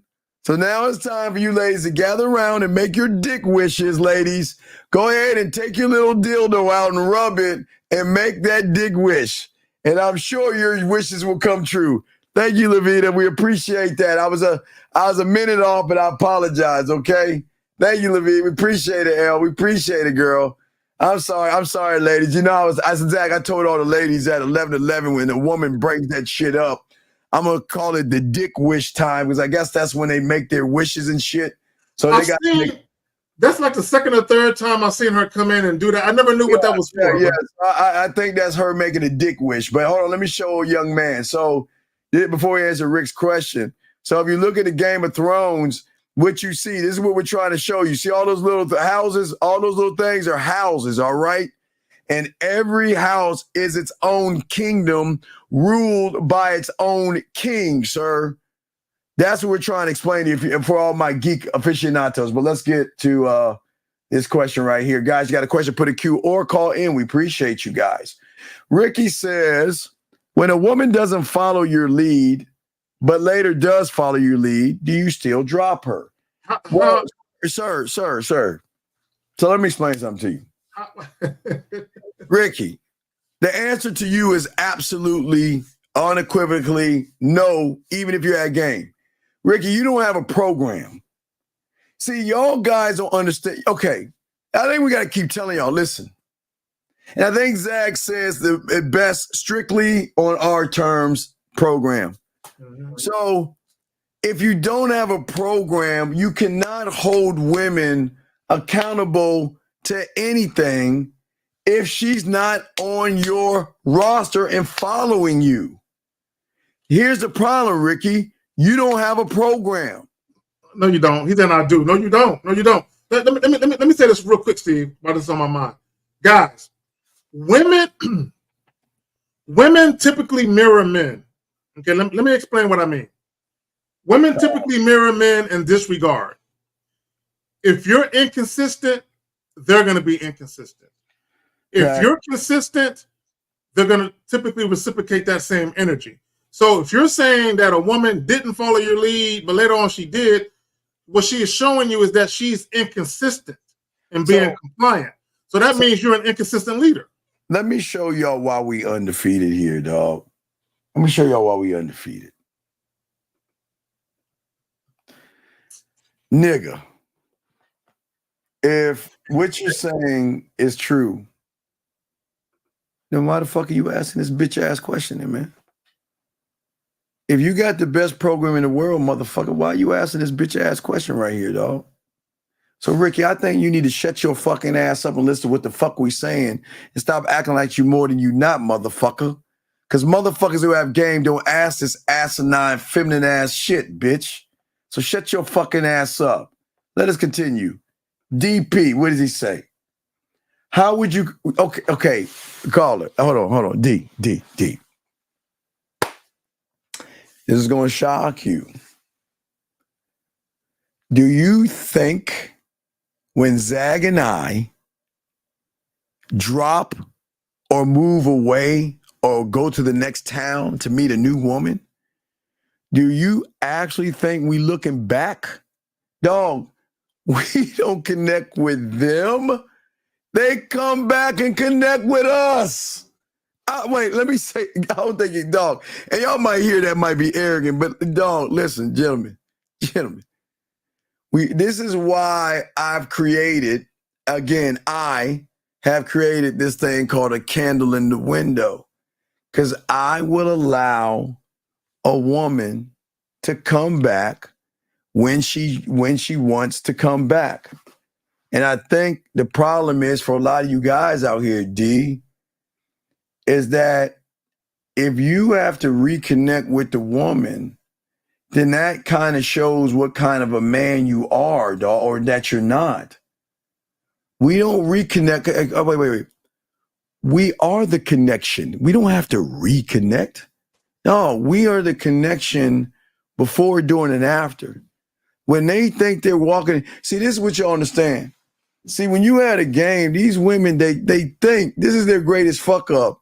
They think that we're you because they think that they can move the same way with you, D, than us, which means is this. She thinks, see, with you, they'll leave your ass alone knowing that you'll crawl your little ass back. Baby, please. I thought about messed up. Let's go to counseling. Let's work this out. Baby, please, right? And they expect us to do the same thing. And they looking at their watch and saying, damn, this motherfucker hasn't mentioned me, talked about me, anything like that. So you know what? Fuck him. Hey, gentlemen, what is the worst thing I told you about a drug? Go cold turkey. And when you with a man, they go cold turkey thinking that, look, I don't need that motherfucker. Carrie's that. Hey, fuck Carrie. Hey, guys, listen to what I'm saying to you. Carrie knows the fuck I'm talking about. They're saying, fuck Carrie. I don't need that motherfucker. I've got Ronnie, Bobby, Ricky, and Mike. If all the girl cares, you're like, cool it now. I got all these guys. Fuck Carrie. I don't need him. I don't need to think about him. And then guess what happens? She starts to get this feeling of, damn, I wonder what Carrie's doing. Damn, you know what? Man, I remember this. I saw that and damn, that reminds me of Carrie. I wonder if Carrie's thinking about me. Nah, fuck Carrie. Well, wait a second. Let me check on Carrie. Let me see what he's doing. And you know what? I'm kind of missing Carrie. So you know what? Let me find a way to reach out to him. So that's when Carrie's gonna get a butt dial, a mistake text, or they'll try to make you jealous. Like she'll send Carrie, yeah, bring that dick over my house. And Carrie be like, what? You say? Oh, I'm sorry. I meant to send that to some fake guy I'm not even fucking with to try to make you jealous, to start our conversation, to then tell you that Carrie, I'm missing you. And that's how it works, dog. We don't fucking run. Zach, I'll give it to you, but I don't think you understand the game, dog. No motherfucking man runs behind the wall. You fucking with me? We're the pro. I'm sorry. We tell you guys all the time. Fuck. Stop reaching back in time. You do not reach back in time. Now, if a woman from your past, whether it's months ago, years ago, if she wants to reach back in time, depending on what happened between you guys. Now, I would say this. If you guys had any negativity between you two, any drama, toxicity, any disrespect, you don't rekindle the flame on that. Okay? You don't recycle that situation. You leave those women alone. Yeah. But if it was an amicable thing, like a chick you was fucking with, and she wanted a boyfriend, but you said, nah, girl, I can't be that. But she went and thought she found a guy that wanted to be that. Then 7 months later, she realized, he's a piece of shit. And she want that old thing back. You know what I'm saying? Like Steve say, leave a candle in the window. Yeah, but that's them coming to you, basically trying to rekindle that. And you just make a decision. So, Chief, before I ban you from this room, don't ever fucking disrespect us like that. We always talk about safety. And it sounds like a motherfucker like you that's probably have diseases and spreading diseases and having a bunch of bastard ass fucking kids. You dumb fuck. Before I kick you out, let me educate your dumb ass. Because don't you ever come back. Because anytime I see you, I'm going to kick you the fuck out. You better change your name. Motherfucker, there's something called pre-cum. And there's no such thing as a pull-out game because you ain't going to feel the pre-cum that can get her pregnant, you dumb bitch. So for those reasons, we're going to kick you the fuck out because we don't like motherfuckers like you. Get the fuck out of our room. I cannot stand motherfuckers like that, dog. I can't stand motherfuckers like that. Because you're I'm not even like why would we even indulge in telling you guys to have unprotected sex? And like that's goofy. What benefit would be for us to do that when you're not only going to catch a disease, but you're going to transfer a disease? Yeah. We come on, man. Look, let me say this real quick. Let me say this, Steve. Regardless of what people think about us, we are responsible with the shit that we talk about. Responsible. This is why when the guy told us, or told Steve rather, he was 17, we had to let him go. We don't talk to minors. You know what I'm saying? We're responsible with our information. But we get on, number one, we get on you guys for cheating. We get on you guys for lying to women and being deceptive. When guys call in and we find out they've been having unprotected sex with these women that he just met, we get on their asses. Oh, come on, man. Yeah, that ain't cool, man. Because again, because y'all will be the first. Y'all will be the first ones to bitch about women. Y'all be the first ones to talk about fucking family court. You'll be the first ones to call women ain't shit. And then what's so worse about you little bitch ass motherfuckers, y'all talk about single mothers when you bitches create them motherfuckers. Y'all the first one to talk shit about single mothers, and yeah, you creating the motherfuckers and shit, man. Get the fuck out of here with that shitty ass shit. I'm sorry. No, they come from one. Yeah, Create you one. most of them come from single mother, which is crazy. That's crazy. But again, gentlemen, this is what we're talking about, the brand, man. This is what we talk about, the game, y'all guys. This is why it's hard for y'all guys to get women to be attracted to you. Because all y'all think about is getting some pussy, nutting up in a woman, and going about your business. Which is telling the woman that you only have any fun. Man, you're not safe. You are not safe.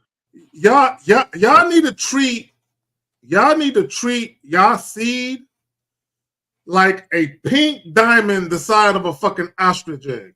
Has anyone ever seen a pink diamond the size of a fucking ostrich egg? I'm just saying. Have you?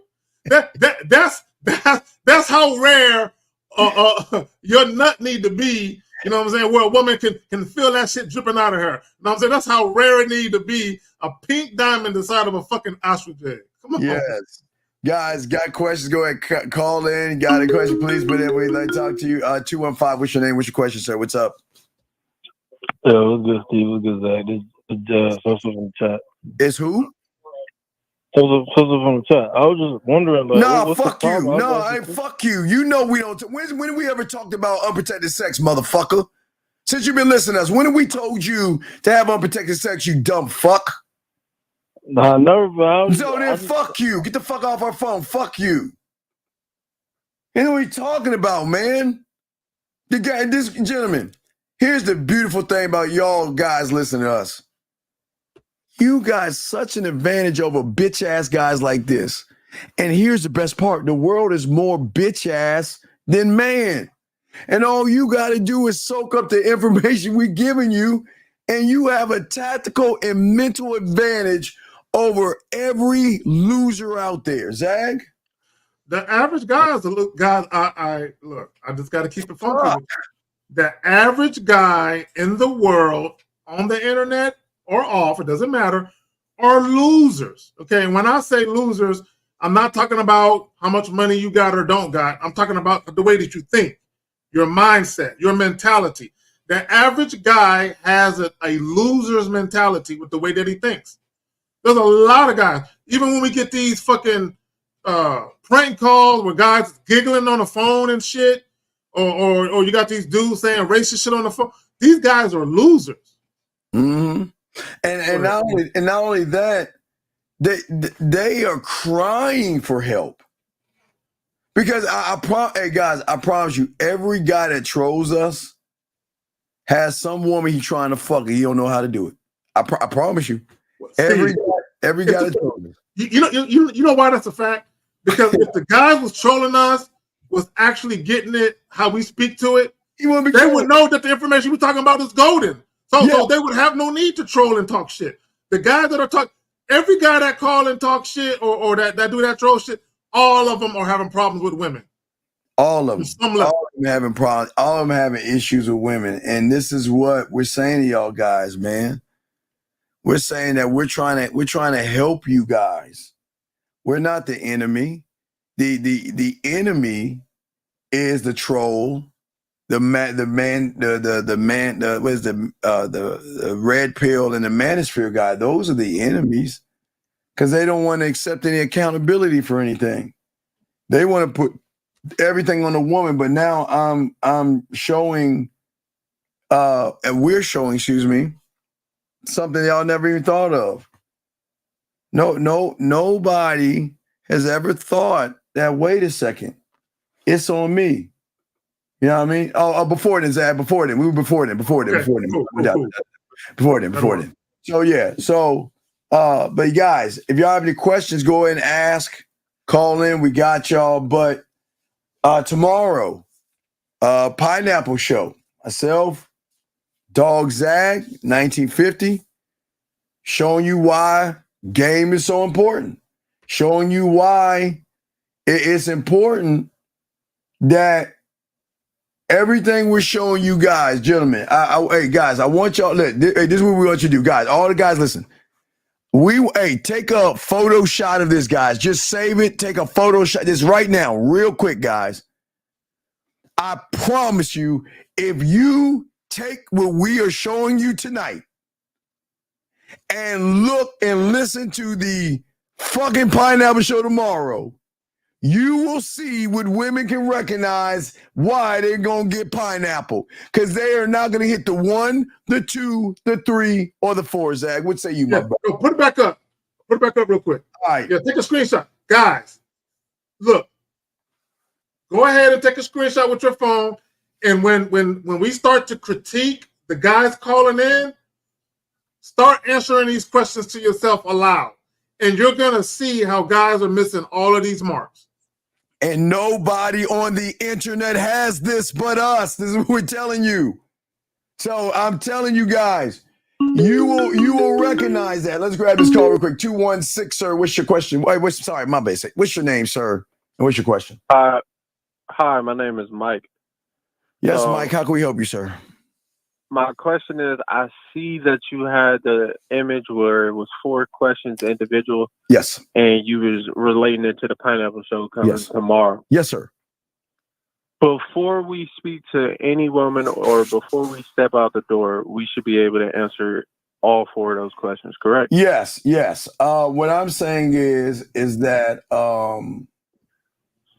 I'm saying is that this is what a student of the game will have when he becomes one, and that's the advantage. See, the thing is that you're looking at the 4 points. You're never going to have any understanding of how to obtain those 4 points by trying to figure it out yourself. You'll never get that. Those who are students of Zag, Lucario, and all the fellas, this is the kind of indoctrination that they're getting in the game that most people don't even know about. So that's the difference. So whether you have this, you don't know how to obtain it because you're not a student of this. This is just a little pebble on top of a needle right here. A small pebble on a needle.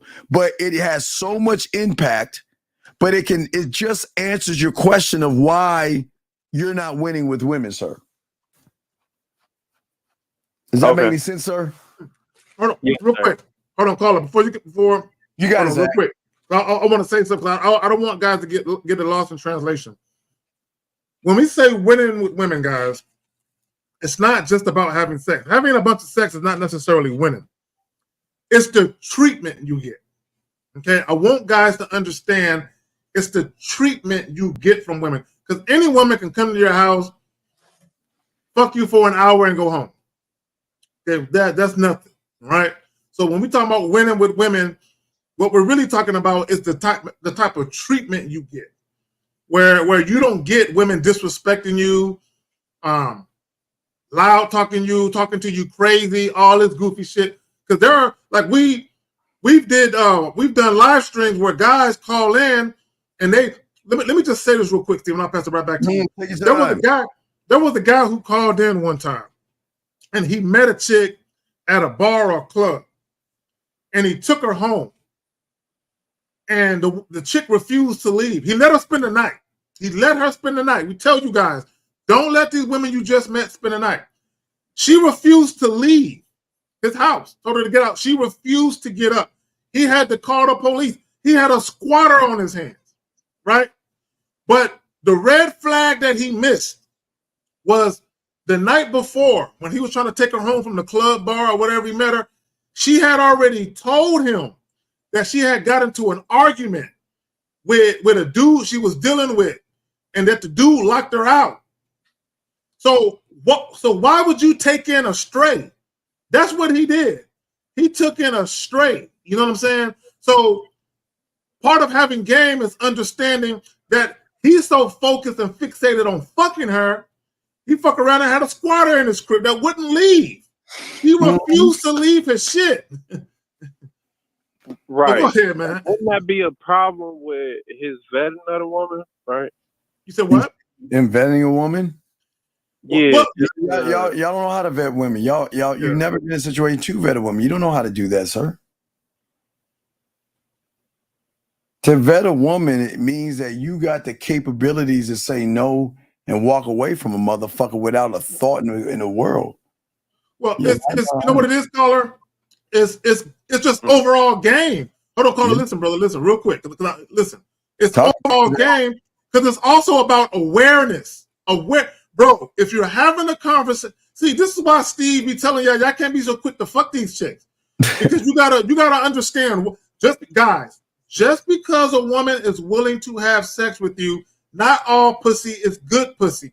Sometimes when you realize the why, because just because a woman is fucking you doesn't mean she's sexually attracted to you. Sometimes a woman could be fucking you for a reason beyond just sex, right? So the reason why she was fucking him wasn't because she was sexually attracted to him. She needed a place to stay because she literally had no place to go. So she was willing to fuck this dude. She bartered her pussy. She traded her pussy. It's like back in the day when they would trade fur for corn.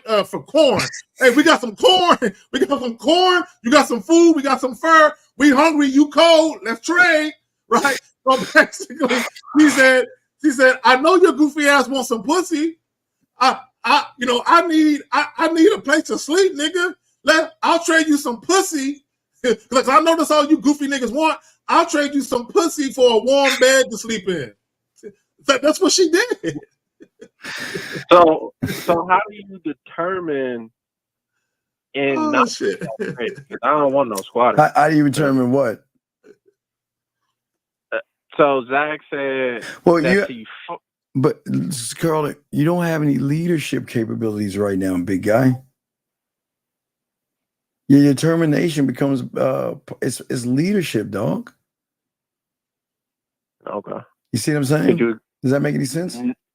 Not really. Could you elaborate a little bit more? Okay. Okay. You're talking about determination and all this other stuff. You're thinking about the woman, dog. We ain't even thinking about the woman. Mm-mm. Listen. When you have game, you can tell women that are cool and ones that waste your fucking time. Pretty quickly. So you don't have to make any determinations. You got so many motherfucking women, man. You just don't give a. It's like shit. Is that we always talk about ass versus task? You know, something I talked about before. Right. If you can't do what I'm asking you to do, then find somebody else. You're wasting my time, right? And you gotta be bold enough to ask for what you want, right? And if you ask for what you want, and she can't give you what you want, then she ain't the right one for you. Oh, okay. I see what you're saying. You see what I'm saying? My original question that I was gonna ask is, I just had a brain fart, but you answered it. Thank you. Okay, sir. We appreciate the call, man. Thank you very much. Okay, very good call. Very good question. Appreciate it. All right, respect, man. Respect. Let me go in through here, man. There was some good calls today, man. Very good calls. Very good calls. Guys, got questions? Let's see here. Let me see if I got all the questions here. Our girl says, don't get mad because it's off topic, fam. Sharon, you posted that, girl. Stop posting that shit. We already know. Stop. That's football teasing. Don't tease us. Stop teasing. Yeah, don't. That's like a guy playing around the clit. You know what I'm saying? Yeah, don't do that to us. Playing around the clit. You stroking a football clit. Don't do that to us. You know how many nerve endings is in a football clit? Don't you dare play with that. Exactly. Playing around the clit, and right before she busts a nut, you just get up and walk away. You're right. Don't do that. Don't do that, baby girl. Don't. That's not nice. Yeah. Don't do that. Yeah. Let me say this, guys. For all you men that are watching, we're all heterosexual men. We love women. We love sex. Yes. That's an understatement. But guys, there are way more things that a woman has to offer than just her hole. Okay. And I want guys to understand that. So if all you guys want is sex, that's cool. But I'm just letting you know, there are 9 times out of 10 they won't. Right. But there are way more things than a woman. And I'm not talking about marriage, relationship. Now, if you want those things, then by all means get them. But I'm not necessarily talking about that. I'm just talking about you guys. You can have a relationship with a woman that's more than sex, but not quite a relationship, but it's still a beautiful thing. It's still a beautiful thing if you know what you're doing and you actually know how to fucking lead and direct shit. Always, man. That's a beautiful thing. Last go round of questions, gentlemen. But as we said before, without what we're showing you guys, you will never ever be able to create a desire and an attraction. You're always going to have and fall short with women. So you can never sit and listen to us. You can never say, well, what's the problem? She's not the problem. She is not the problem. The problem is you got to know and learn what to do. And once you learn and know what to do, you have a better chance at this shit, Zach. They'll have a better chance at this. Well, and it comes down to this. So when we talk about the science behind desire, understanding, attraction, there's a lot of moving parts. There are some complexities to it, and then there are some simplicities to it. I would say this: awareness is huge. A lot of guys lack awareness, meaning how you conducting yourself in that moment, and also the things that you're doing that's causing you to have unfavorable situations. And then the things that you're doing that are actually working in your favor. How do you take that? How do you take that, bottle that shit up like some cologne, and spray that shit on you? So every time you leave the house, you can replicate that type of situation. Part of it is knowing who the fuck you are. When Steve has the joints, do you know who you are? What about you would make a woman want to spend time with you? What about you would make a woman want to fuck you? If you can't answer those questions, then you lack the awareness, the astute awareness, the self-awareness. And if you lack self-awareness, how can you ever be aware of anything that the woman is doing? This is why I want to kick him out, dog. I swear, Zach, this is exactly why I want to. Bitch, did you not just hear what Zach said? Did you not?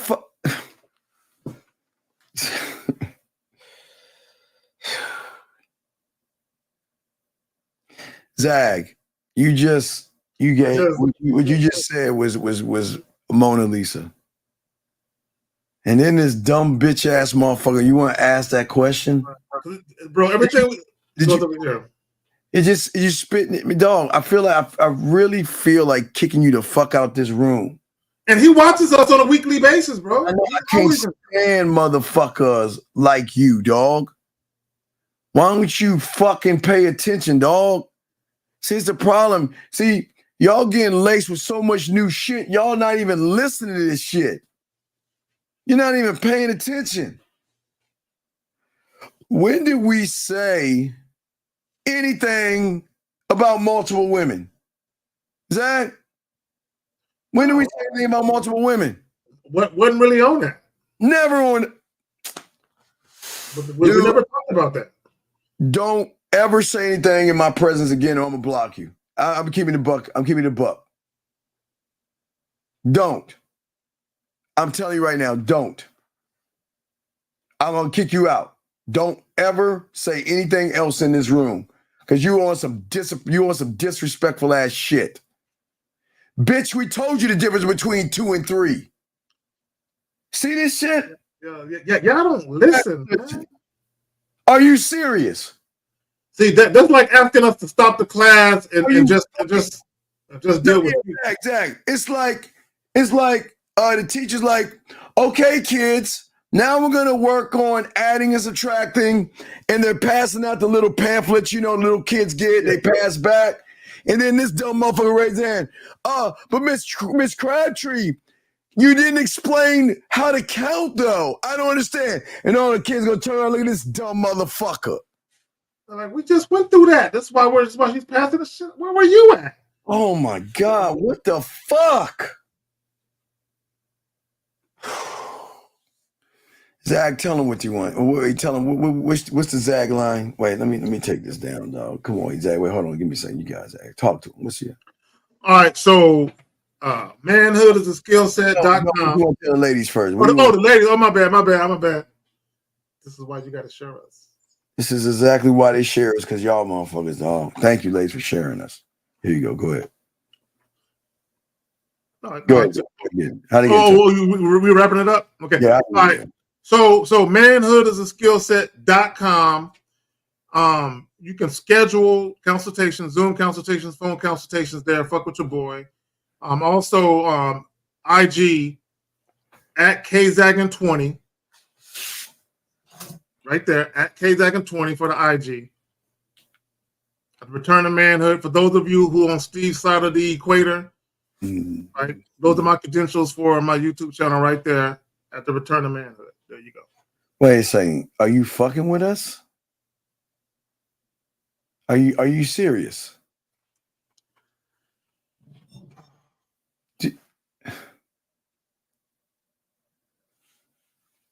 Okay, I got a real quick story, Steve. Let me tell a story. Give me the story, dog. Okay, this is a real story. This was on Facebook about a year ago. There was a father. He had two sons. The father was an alcoholic, always drunk. He had two sons.